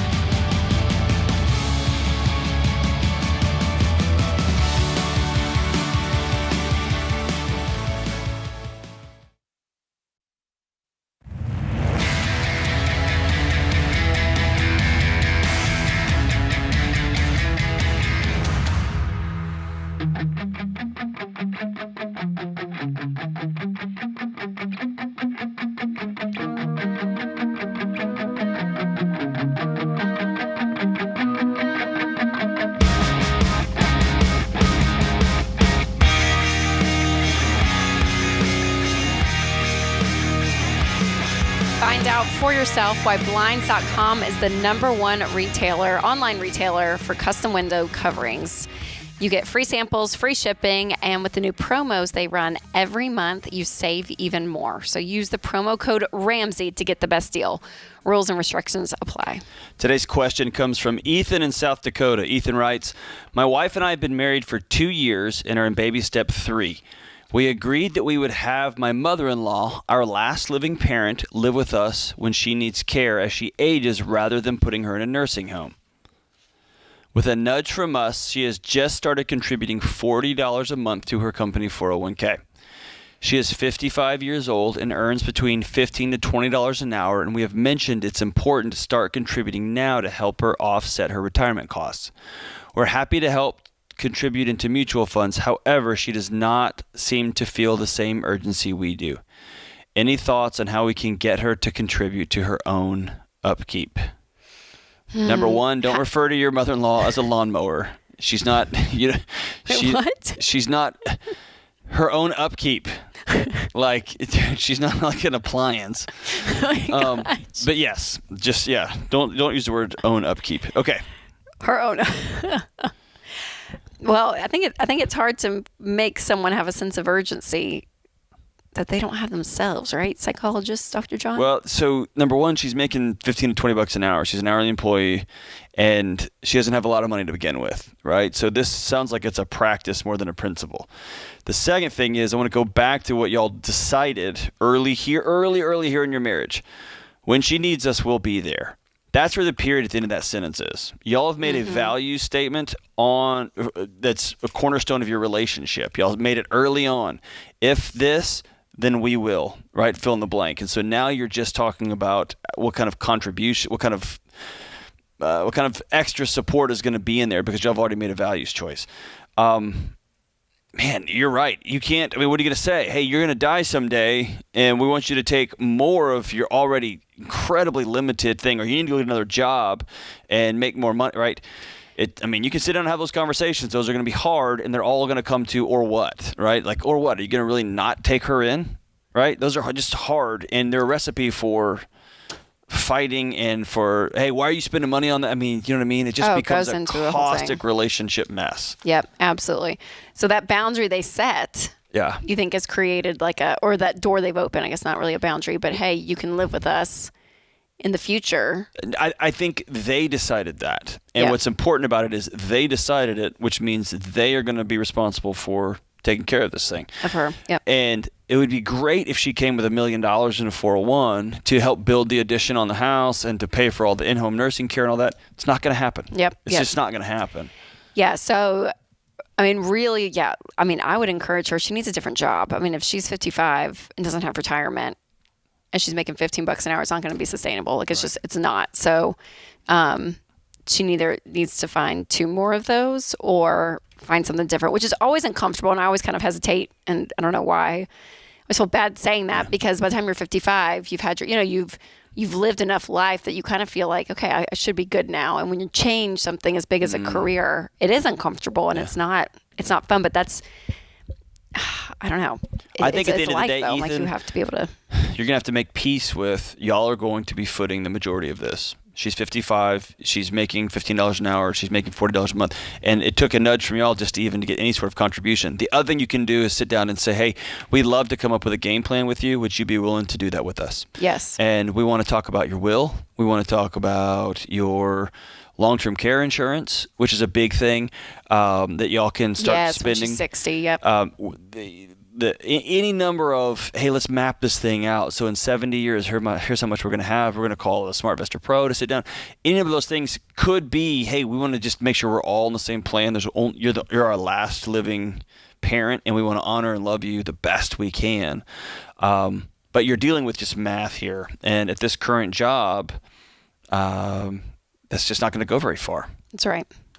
All right, up next we have Mark from Wisconsin. Hey, Mark, welcome to the show. Hey, thanks for having me, guys. Absolutely. How can we help? Question for you. In July, I lost my job, and it's okay. I have $600,000 in a traditional 401k there. So my question, I'm able to leave it there. Last year, I made almost $100,000. So should I leave it there? Roll it over to my new job, or we just recently paid off our house. Oh, congratulations, man. Thank you, sir. Or thanks, guys. We still have like $13,000 of debt on a truck, but otherwise we're debt free. Okay. So we started just a normal IRA through Edward Jones. So my question is, should I leave my 401k where it's at, move it to my new job, or roll it over to the other company? Yes. So rolling it over, to a traditional IRA, sitting down with the SmartVestor Pro 2 will help you kind of navigate all of that. But being able to you could roll it over to the new company, I would roll it over to just the traditional IRA, leave it there and start new with your company, but don't take any of that out for the truck. I heard you say, and you guys did awesome. You're completely, you don't have a mortgage or anything, so you should be able to knock out that truck payment, but do not use any of that money for your debt. So here's what I did in my life. So I have had multiple jobs at multiple different universities. I called the SmartVestor Pro. They pulled all of them from the other different places. At this 401 here and this 403B over here, we rolled them all into my own individual retirement accounts. And they split them up in the ways that we teach here. Mm-hmm. And then I've got another one with Ramsey Solutions. That's a separate account, right? And that keeps everything clean and simple. And when Dave fires me, which let's be honest, I will take what's here and I'll roll that into the other one too, right? Yes. Hopefully Dave doesn't fire me. Rolling it over. That's right. All right. We have Karina from Orlando. Hey, Karina, welcome to the show. Hi. Thank you guys so much for taking my call. Absolutely. How can we help? So my question is, I am about $42,000 in debt, and I am just starting the program now. I'm in baby step 1. Welcome to the gang. So that's exciting. Yes.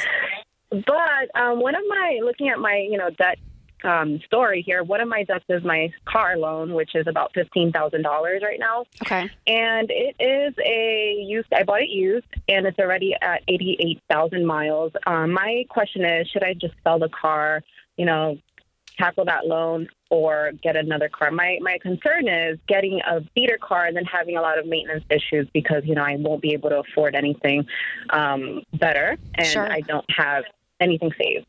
Yeah. What do you make a year, Karina? I make roughly about $72,000. 72. Okay. Yeah. The car is not a huge, it's not a huge factor in that because we really say if you can pay it off in 18 to 24 months, is really our rule of thumb. And so for you with your income, I think you're going to be able to do that. But you're going to want to do the debt snowball. So what other debt is the $42,000? Mainly student loans, some credit card as well. Okay. And one in collections from an insurance company. Okay. So that car is kind of in the middle toward the end of your debt snowball? Okay. Yeah. I mean, if I were you, I think it's fine. I mean, if we were talking about a $30,000 car loan, I would have a different answer for you. But at $15,000, I think you can pay it off in 18 to 24 months. Okay. And right now, not that you would make this a huge factor, but it's always something to think about that specifically as we're speaking, the market is just insane with cars. So honestly, having it, the miles don't scare me. The 88,000, I think you're fine. So if I were you, I'd keep it, pay it off, put it in the debt snowball and get an extra job. Even if you can get that 72 up for a short period of time as you're building your starter emergency fund of $1,000. And then you're going to be doing your debt snowball. The more that you can increase your income for a short period of time and decrease your expenses, cut your lifestyle, the faster you're going to be out of this $42,000. And Karina, I think you can do it. I mean, I think in 24 months, your life is going to look totally different. So I'm really, really excited for you. John, fun hosting with you again for another segment. Thank you, America, for listening. This is The Ramsey Show.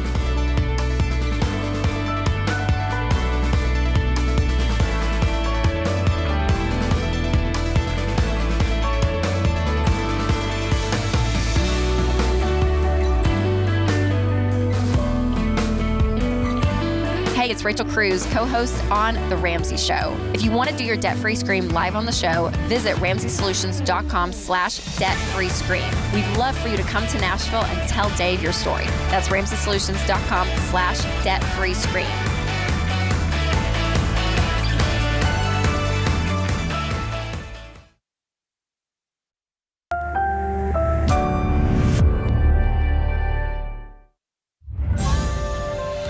This is The Ramsey Show. You can be intentional about your character. You can have money and a career.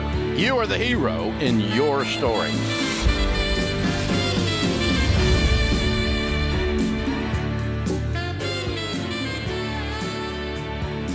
Live from the headquarters of Ramsey Solutions, this is The Ramsey Show, where America hangs out to have a conversation about your life and your money.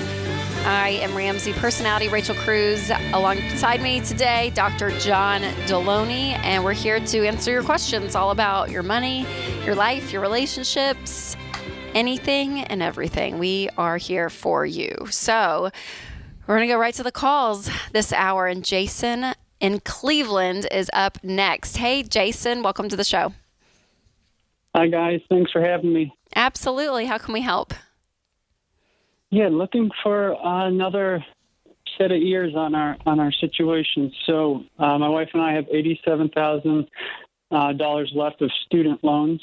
We had $200 to start the plan. Wow. We're paying about $4,000 a month, so we're getting after it as best we think we can. We had a 5-month-old along the way now, so wow, congratulations. How long have y'all been on this, man? About 2 years since we got married. What were the loans? What'd y'all go to school for? My wife's a veterinarian. Okay, all right. So you need some extra ears, you said, to of encouragement. What do you need? Because you guys you've been at this for a long time. Long time. Yeah, it's a long haul, and not really sure if I can't imagine an hourly job would make much of a dent in the progress that we are making. So are we just in the grind, I guess, and need to finish this out, or any other suggestions on how to attack this better? How much you guys making a year? About 175. Okay. And you have your 80, and you have 87 left. Yep. Mm-hmm. Yeah. I mean, this is kind of the part of the debt snowball journey where it can start to feel a little defeating because the normalcy of the sacrifice is like setting in, right? Like people that can do it, and they kind of do the shot in the arm for 9 months, and it's like, we can do anything for 9 months. But when you look at 6 figures of debt, it's a longer process. And that's why we kind of say it is that marathon. It's not a sprint. Did you run some numbers? Yeah, I was just looking to see. So I've been there paying off 6 figures of student loans, and you're sending these massive checks, and there's that feeling, we make too much money to be living like this. Is that what y'all are feeling? Yeah. It's just exhausting, and it's putting life on pause for 4 years. Yeah, I ran the math. So at your current payoff, it's 4 years. Here's another way you could look at it. So I get that when you're putting $4,000, working extra jobs to pay another $1,000 a month can feel like a beating, right? But if you think about it this way, every 4 of those you get a month back, right? So if you work extra jobs and you make another $1,000 a month, every 4th one of those you've just earned a free month.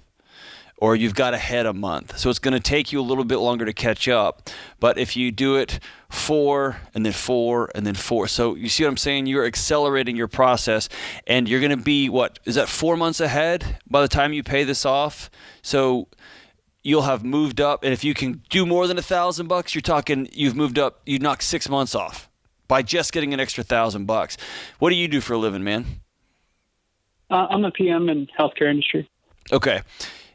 Man, if there's any possible way for the two of you, she can work on Saturdays, pick up Sunday shifts, and you'll take care of the more domestic stuff of that, whatever that looks like for y'all. Man, I would much rather. Here's what I did. I took on an extra 2 jobs. My wife took on a second one, and we limited our expenses to basically 0 because I couldn't do a 4-year sprint. I can't run that far for that long. And so we did everything we could in short order to get it done. And so I think it's worth it to suck it up and figure out how can we scratch and claw our way to $1,500 more a month? And you're going to knock off at least half a year, if not more. Yeah. And it's that. It's the worst. Continuing to be in it. But what's hard too is it's like that, a little bit of the math game, like what you're saying, running the numbers of what you can, but then feeling defeated at the same time too with the interest, all of it, right? So it's just like continuing that almost anger toward the situation that you're like, I'm so done. And because I'm that done, I'm going to channel all that anger and get mad at it and get it out that much faster. But it is a complete journey. I mean, it is, you keep on going, and it's day in and day out, and that the little sacrifices, they do make a difference. It's those little things and that you don't think add up. It works the other way. With the expenses side. Is there a way to cut expenses, right? And it's hard too, Jason. You guys added a baby in the mix too. So I'm like, your whole world has been turned upside down with this new little one in the home. So I'm like, you're exhausted. I mean, all of it. So there's a lot of life. We hear that and empathize with that. I've been there. Oh my gosh. We're telling you to keep pushing. But thanks for the call. All right. Next up, we have Kathy from Williamsburg, Virginia. Hey, Kathy. Welcome to the show. Hi, Rachel and Dr. John. Thank you so much for taking our call today. Absolutely. How can we help? What is my responsibility, especially in terms of starting a probate process? Who passed away? My mom died on Friday evening. I'm so sorry. Oh my gosh, Kathy! Like just over the weekend. Just over the weekend. I'm so sorry. Were you expecting it, or was it unexpected? Let's just say she went downhill quickly. Oh, I'm so sorry, Kathy. My plane ticket on Saturday was supposed to go see her in the hospital. Oh. And then we got the call Friday night. I'm so sorry. So my husband and I, who are sitting with me, we've been Dave followers for about 5 years, but the rest of my family is not. Okay. So she did have a will, that was dated 2003. Mm. She has outstanding debt, minimal assets. She has a mobile home, a trailer that she's lived in. Okay. That costs, I don't know if it was $5,000 when she bought it. Mm-hmm. She'll get a Social Security check here the middle of April. As I said, my husband and I are day followers. Her legacy drawer was essentially 3 grocery tote bags that were on a hook in the bathroom. Yeah. In the trailer. So going through all that, finding all of this paperwork. My brother, who lived with her, does have access to her debit cards and her accounts. And I don't know what I am supposed to do. Well, here's what I want you to do. I want you to hang on the line, and we're going to go to a break right here, and when we come back from the break, we're going to unpack this, and we'll walk you through the step-by-step. Yeah. I am so sorry. Hold on, Kathy. We'll be back with you, okay? Ugh, This so is sorry. The Ramsey Show.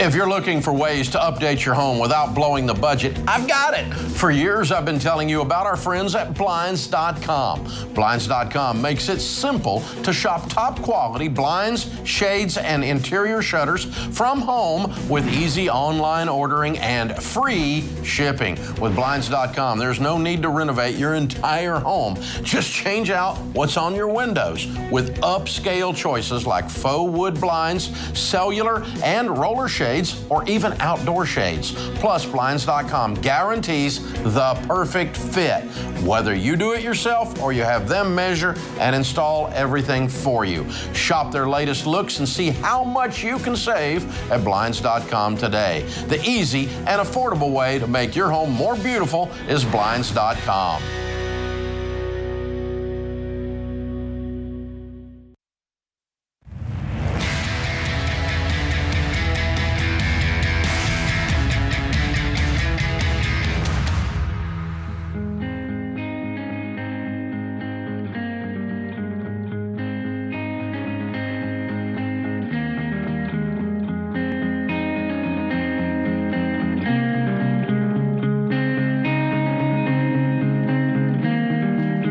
Welcome back to The Ramsey Show.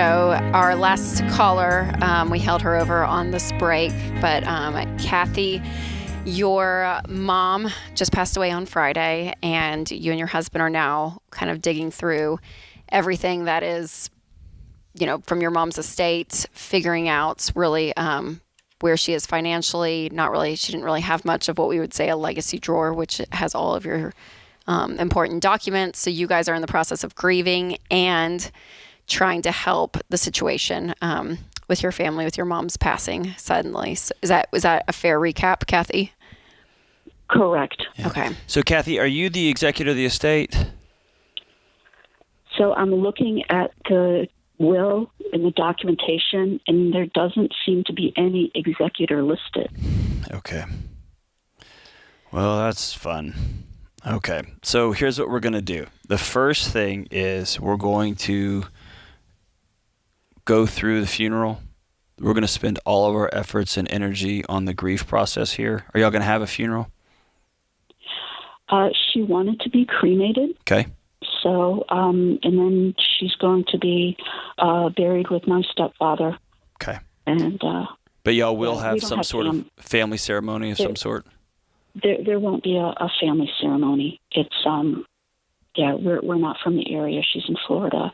Okay. And So first and foremost, please come up with some sort of thing. Invite a couple of friends over. If any of I know family can be estranged and they can be spread out all over the country and different levels of relationship there. I get that. One of the most important things you can do is have some sort of touchstone, even if it's just you and your husband, that y'all write a letter to your mom and you read it out loud over a sunset. Y'all go light a fire and you throw some notes, whatever that is. Invite a couple of friends over to have a glass of wine and cheers and play your mom's favorite records, whatever that is. Even if you and your mom did not have a great relationship, it's important to have a touchstone moment. People always ask me, should I just go ahead and skip the funeral? And I say, come hell or high water, skip that funeral. So if you aren't going to have one, I'm going to look to you to say, hey, this is something that we need to do. The second thing is, I think without an executor, well, let me back up. It doesn't sound like there's anything there. But it also sounds like you have taken it upon yourself to go through this. Walk me through why you're doing that. You know, I spent decades in the military, and you know that's what you do. You take responsibility for taking care of these loose ends. Yeah. Do you have brothers and sisters that are fighting you on it? Oh no. My brother is on disability. Okay. He is really disengaged. Okay. When we went to the hospital, the first thing he wanted to do was go through her purse and get her debit card. And okay. Yeah. So what you need to do with the hospital? Are you still in connection there, or have you gone back home? We're still in Florida right now. Okay. Get multiple copies of the death certificate from the hospital. I'd get 10 copies is just kind of a rule of thumb, because you're going to need to send them to credit card companies and to gas company, whoever. But I would notify the bank ASAP that she is deceased and to put a stop action on all cards, because they're going to come looking for that money. Okay. So I would call the bank, put a stop on it, and let the bank know this isn't a time for your brother to run up the bank. And then I would call a probate lawyer and say, we've got a will here that my mother passed away. We have a will, and there is no named executor, and we need some help walking through this thing. And they'll help you file the petition with the county and all that kind of stuff. Okay. And then you'll take that death certificate and you'll send notice to all the creditors and all this stuff. At some point, they may sell off depending on how much she owes, they may sell off that trailer and sell off the land, and your brother's going to have to find another place to live. They may not. Who knows how much she owes and to whom and all that, right? Kathy, how's that hit you? Yeah, I can go ahead and call the probate lawyer and get something going. Yeah, and I think as much as that, you said that there were 3 bags hanging on the back of the door with just loose ends and papers and all that, and as much as you can to go through and as much detail that you can find to sit down, because you'll want an estate attorney as well to go through some of that and kind of walk through it all, just so that you have a plan. But as much detail as you can bring always is helpful. And I would let the probate attorney know this is not nobody's leaving the estate with assets. This is going to be an asset-free dissolution of this estate. And so I'm not going to come in here. You're not going to make $10,000 off of us. We need to come up with a small fee that we can help you untangle this, and then we're going to settle these debts, and then we're going to move on. And we're going to step away from this. And at some point, your brother, if he is disabled and unable to act for himself, then you've got to figure out what comes next there. If you take over power of attorney for him and medical power of attorney, all that kind of stuff. If he's disabled, but he still receives his Social Security check, and he's still, or disability from the military, he's still doing his thing, then you and your husband grieve. Mm-hmm. But please don't leave Florida without some sort of small ceremony, some sort of touchstone that y'all can start there. And then we'll settle this thing and head back home. And I'm so sorry. Rachel, the number of times I sat with somebody, the nuts and bolts of a loved one passing is so hard. Oh, well, because that phone bill still comes, and that electric bill still comes, and it's just like somebody hit you in the face and hit you in the face. It just keeps coming.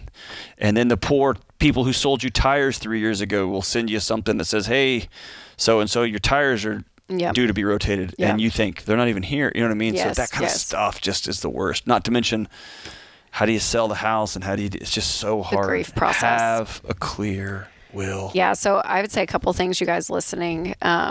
It's always, like, these conversations are always difficult when you're talking about death, and especially, when it's unexpected. Just lost your mom, yeah. But to remember that there are things you can do now for your family to love them really well if something were to happen to you. And I love what she said of just taking this responsibility. She's taking this on for her mom. But if you're listening, things that you can do, we call it the legacy drawer. But to really, though, if you haven't, tonight, sit down and find all of the important documents that you need, that if something were to happen, your spouse, your family member, your grown kids, anyone can pull out a drawer, that there is a file and everything is right there, that you're not going through and finding all these random places and half of it's not there, and it's a bank, place over here, a security deposit box, and you don't know, it can just be a disaster, because to the point that if something were to happen, the grief process is so huge, just emotionally, the toll it takes on you of losing someone that you love. And then you're having to throw into like these logistics. She's not even, she's 3 days. Yeah. And she's having to sit here and think about attorneys and all of it. Like, it's just hard. So anything you can do on this side to really help set your family up is really to love them well. And here's what a legacy box, there's digital ones now they're coming out with that are amazing and awesome. And the old school one, like I have in my house, like my dad's got in his house, is I got a fireproof box with here's what the life insurance policy is, here's where the will is, here's where these things are, so that anybody who title comes of cars, has to come to real my estate, house. That's anything. right. Yep. And who's going to come to my house and go into my home because I'm no longer alive, and is going to have to figure out what to do next. And I got 2 little kids who I want it to be right there. All of right? it, And yes. here's who to call. Here's the right person. Here's the numbers to those people. And I don't know. It was one of the more peaceful exercises I've been a part of. Going through the numbers and the stuff and the this and put it all together. I just felt at peace. And I'll give props to both sides of our family. My parents have done this, and Winston's family has done this, where they listed out everything. Yeah. And it's just like, man, the intentionality is so great. So that, you guys, if you don't have life insurance, get term life. If someone's dependent upon your income, I mean, again, these are not fun conversations to have, but think about it, plan about it. This is part of your financial legacy. So press into this stuff and really leave a great legacy to your family. This is The Ramsey Show.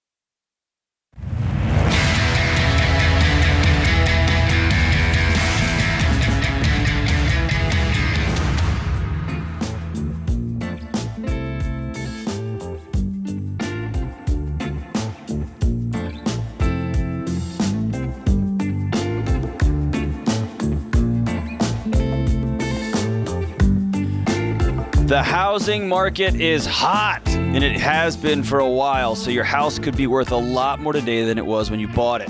And that means your old insurance policy might not give you enough coverage anymore. And what's the point of paying for insurance that won't swing the cost to repair or rebuild your home? Oh, that would make me insane. Oh, if you lost your house in a fire and you show up and they're like, yep, here's your check. And you're like, they only cover half the cost. And you're like, well, I don't know how to say this in insurance terms, but sucks to be you. Sorry, lumber's up. And you're like, oh. Now, some policies will automatically raise your coverage to cover rising home prices or material costs, but not all of them. If your home's value has gone up or it's been over a year since you checked your homeowner's policy, talk to one of our endorsed local providers. Our ELPs are independent agents who will compare multiple policies to find the best coverage. Visit RamseySolutions.com/home and find out why they're Ramsey trusted. They put you first. RamseySolutions.com/home. All right, so Rachel, during the break, James brought this in. I think it's right along what we were talking about. It's an article. More than half of Americans feel embarrassed talking to others about their finances. So something, when I was counseling clients in counseling practice, dude, within 2 or 3 sessions, they would talk about their sex lives. They would talk about things they liked, things they didn't like, intimate stuff. They would not talk about debt. How much debt do you have? They'd just be like, I'm not ready. Like, it was such a core thing. And it's been a long time wondering why. And the only thing I can come up with is it's a actual metric scorecard. Yes. You know what I mean? You've said this before, and I think it's so It is true. like a... Yep. You can't hide. You know what I mean? Like you say, like, I love English class because I can just write a good essay and kind of tell you what I feel about it. Math class was hard, dude, because there's a right answer and a wrong answer. With debt, like, I know there's a number here. And most are not sure why money talk may be taboo. Respondents say that the most controversial money-related topics are about their parents' finances, debt, and wills. Debt in 51% said parents' finances. Debt was 45%. Yeah, 1 out of wills, 2. 43%.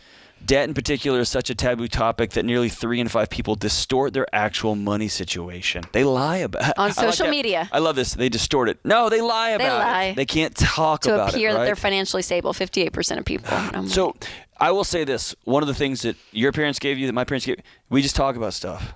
You got to talk about your will. This show is ruined because when someone asks a question, I'm like, well, how much do you make and how much debt do you have? Like, in real. But I mean, really, I'm like, you just get so used to, it's not a taboo. Yeah. I'm like, I don't know. It's like numbers. You're going to die. So I'm numbers. So like, let's just go. Yeah. Yeah. And are you going to choose not to, or are you going to choose to, and have that conversation? But wow. But it's tough. Okay. So I thought this was so funny. Although 3 in 4 of the respondents, 76% say, I'm an open book. Ask me anything. And in reality, 63% say they actually have never discussed money at the dinner table. So they're waiting on everybody else to open the book. Yes, right? I will not. I'm an open book, but no, I'm not going to talk about this. Oh, and again, man. there's a place, a right and wrong place to do this. Not at the family dinner table, by the way. It's never a good time to be like, so let's go around the table, pass the rolls, and how much debt does everybody have? Not with the extended family. And why, right? Don't do that. But with your kids, I'm like, this should be a dinner table topic. Why not? Absolutely. Yeah. Everything should be a dinner table topic with your kids, I think. That is true. Speaking of that, don't you have cards that help with that? I do. Except Questions I do. We do have... Sheila has said not at the table. No, not the cards all day long, but there's certain topics at the table. She has said, John, not at the table. And now my kids, I'll bring something up and they'll be like, not at the table, Dad. And so you can guess it's usually body humor. But but hey, listen, let's just start norming this. Talk to your parents about their financial situation, where they are, how they got to where they are. Start the conversation like this. Hey, I'm in my 30s, I'm in my 40s. I just need some wisdom. Will you walk me through how and why you did what you did when it came to money? I'm just trying to learn. Everybody likes to be a good teacher. When you talk about, hey, this is how much debt I have, will you talk to me about how much debt you have? So it's like, hey, I've got this much debt. I don't know if this is good. I don't know if this is bad. Can we talk about it? Hey, do you have a will? Like, I want to honor you when you're gone. And we've never talked about this. And I know this is hard. And I'm not trying to whatever. Can we talk about it, right? Yeah. And parents, please give your kids the gift of conversation and openness. Get a will, right? Talk about your debt. Talk about finances. Just be honest and open. That's right. All right, up next we have Micah from Memphis. Micah, welcome to the show. Hello, can you guys hear me? Yeah, you bet. Yeah, how can we help? All right, awesome. All right, so I wanted some advice. I'm about $10,000 upside down on a car that I never got. Mm-hmm. And I also have about $15,000 in student loans. Okay. And my current salary, how much I'm making now, is about $30,000. And so year? the car is worth $30,000. Okay. Yes, $30,000 a year. Mm-hmm. The car is worth about $32,000, and the Kelly Blue Book is saying about $22,000 to $23,000. Micah, what kind of car is it? It's a Mustang. Of course. Yes, sir. I love that you laugh before you know. You got a car that is exactly your annual salary. What was in your head, man? I don't know. So I walked in. They just gave me a call. I was doing fine. I had a nice little Corolla, and one day I got a call. And they said, "Hey, come in. You might be able to get a nice trade-in." Nice trade-in. Oh no! Yeah, I mean they. Oh man, they got you. Hey, here's the good news. Before Rachel's gonna walk you through it, what will you never do again? Nothing close to this. There you go. See, hey, how old are you, Micah? I'm 24, and I'm still at home with my parents. Way to learn early, Brother, though, Micah. listen, I was doing stupid stuff like this into my 30s, so you won life. You won life, man. You made it. You made it. Good for you. Oh, my God, that's so great. Well, I'm glad you called. Okay, so in this case, I'd sell the car, and you're going to have to just take out a loan for the difference. So instead of a $32,000 loan, you're going to have a $10,000 loan, but no car. So that means you're going to really have to do you have any money saved? Anything? I'm broke. I'm zero. Okay. So what you're gonna have to do though is you're gonna need a car. It's not gonna be a pretty car. It's not gonna be a Mustang. It's not gonna be a $32,000 car. We call it a beater around here. So this is a $2,000. You're gonna go back to that Corolla. It's an older Corolla than the one you have. Yeah. You're gonna go back a little bit, but that's okay. Only for a short period of time, Micah. Only for a short period of time. All right. Replace that car, and then you're going to start working on this debt. So you're going to have, $25,000 in debt, and you're making 30. So I want you to. Can I ask what you do for a living? So that's the other thing. So right now I'm working just as security, but Lord willing, in 2 weeks I start another job. That's matching. That's making another 30,000. There you go. I'll be at 80 hours. I'll be at 80 hours per week and 7 days a week. I just want to get it over with. That's what I'm talking about, Micah. We're clapping for you. Get it, man. Yes. Oh my God, you're gonna double your salary. Yeah, your life's gonna look different so soon, and I'm so excited for you. So yes, I would get rid of the car, take out a loan for the difference, and then you're gonna have $25,000 that you're gonna be working on. You're gonna pay off that car loan first. You're gonna first get an emergency fund of $1,000, then working to pay off that $10,000, that $15,000, but making $60,000. And are you single, Micah? Yes, no, I'm single. And I'm still at home with my parents as well. Yeah, that's great. Well, you're the expenses, which means are low, so you're gonna be able to knock this stuff out. What was your total debt? $25,000. 15 student loan. 15 student loan, and then 10 if I sell the car. If you sell this car, okay. So when I sell the car, there you go. I like Micah. It. So 15 is 25, and you're still with your parents. On this day, in one calendar year, you are debt free, sitting in your new apartment. You got all on your own, and you're going to call the show, and we're going to cheer you on. Is that cool? You got 1 year of hellacious grind ahead of you. Yep. Hang on the line. We're going to send you a 1-year subscription to Ramsey Plus to jumpstart you because we believe in you and we love you, man. So we're going to send you Ramsey Plus. It's got all the FPU videos. It's got the Every Dollar app in it. It's got all the stuff that's going to launch you through this year to keep grinding and grinding and grinding. Micah, you got this. Yes. You're awesome, man. I hear the resolve in his voice. I'm pumped for you. Pumped for you, Micah. Thanks for calling. This is The Ramsey Show.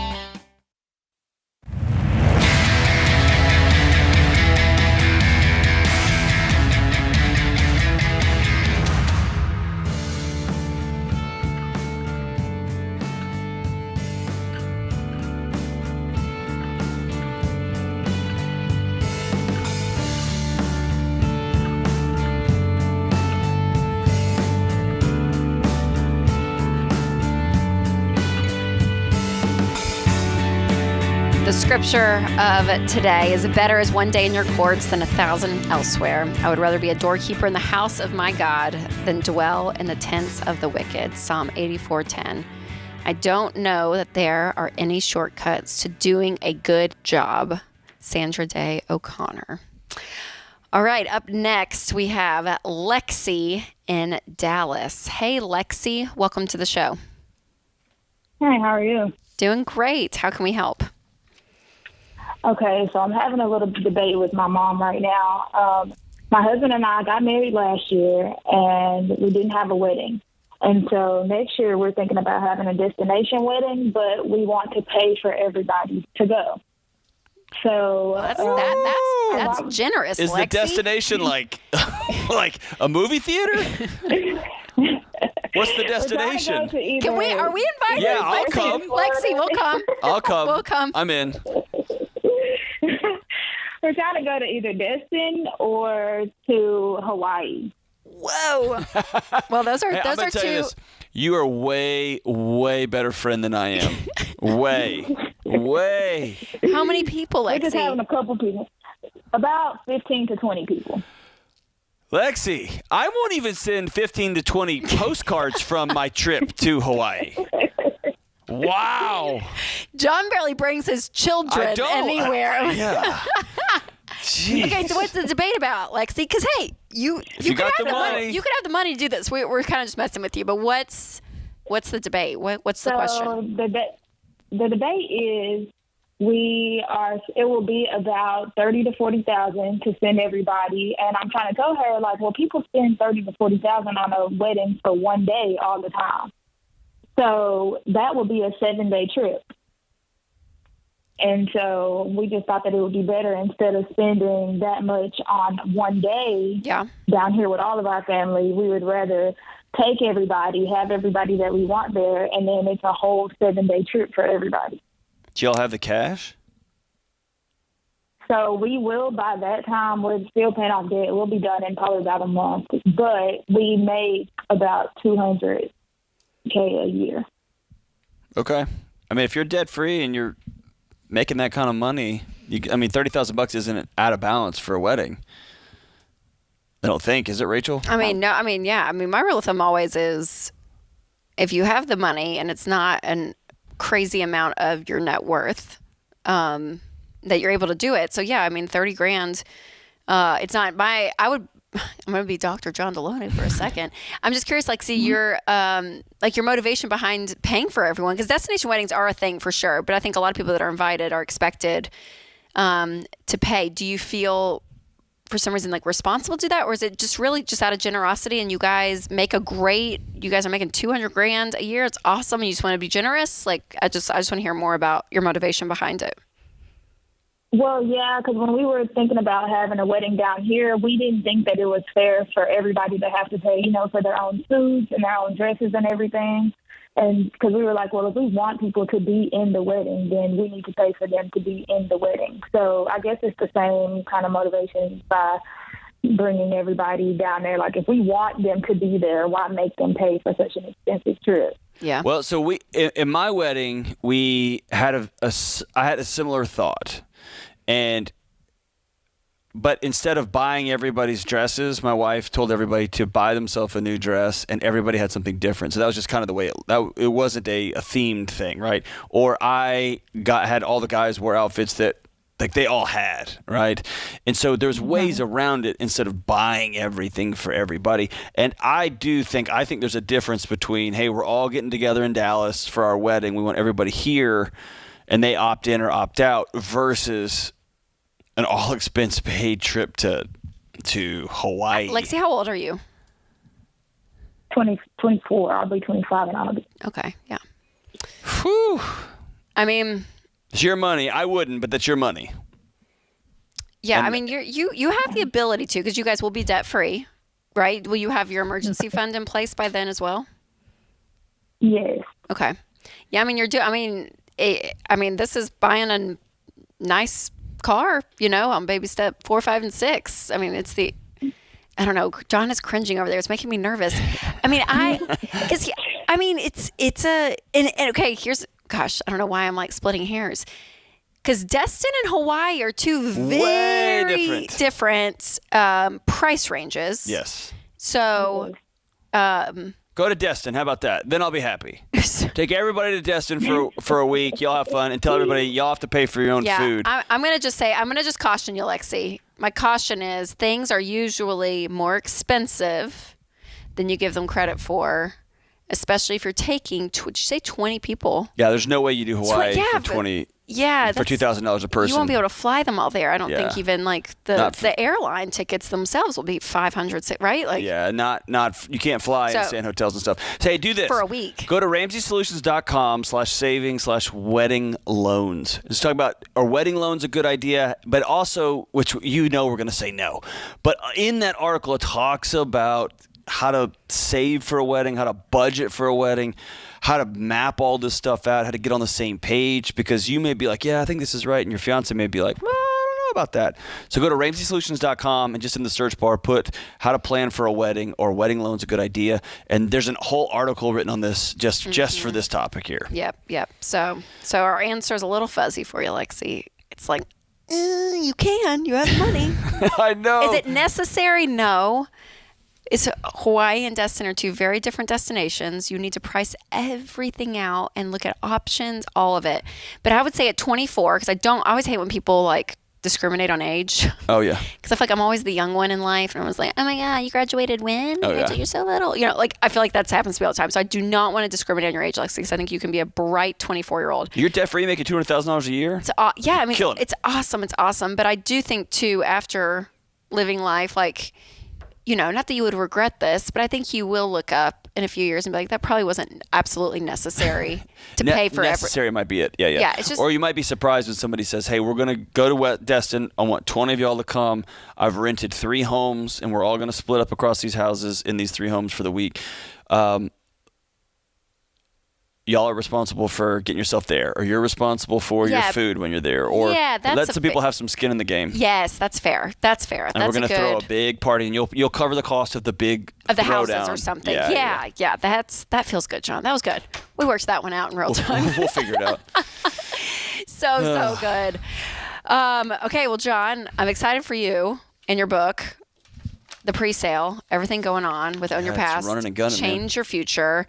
Okay, so I want to know from you before we end today's show, what's like the number one thing you would tell people to work on when it comes to their mental health? Because I feel like anxiety's on the rise, depression, like you hear all these stats and it's just wild. So if someone's listening, they're like, oh, I'm kind of not uncomfortable with the conversation, but I don't even know where to start. I don't know what to do. Like, what would be like one thing that you would say to someone? Like, hey, here's a great question to ask yourself, or here's one thing to I don't know. Take an inventory of your friends. Ooh, Take an inventory of your friends. Write them down. Who would I call at 2 a.m. if my wife had to go to the ER and had to have somebody come over and be with the kids? Who would I call? Who have I hung out with regularly on a weekly or bi-monthly basis for any period of time, more than just once, more than just twice, that I do life with? Here's the big one. Who can I tell good stuff to? Not just the negative stuff that you see someone in the hallway and you're like, how's it going? Well, it's hot outside. Not that person. If your kid got a part in a play, what friend would you call? And yes, I'm talking to you, truck driver, men, right? Who would you call and say, hey, something good happened in my life? Hey, my wife just got her book published. My daughter just got straight A's in her engineering class. But who would you call? Who would you call? Who would you tell bad stuff to? Hey, man, I just got laid off. Who would you pick up the phone and call? Who would you drive over and see? Mm-hmm. You'd grab 3 beers left and a casserole. Take an inventory of your friends. And for most people in America, it is scary because we are a lonely crew. Then reach out and go hang out with some people. Start over. So good. Hang out. Good, you guys. Oh, I love it. That's why I love this show. We talk about money, relationships, your life, your health, everything, all of it. So Own Your Past, Change Your Future, Dave Ramsey or RamseySolutions.com. Pre-order today. John, so fun hosting with you. And thank you, America.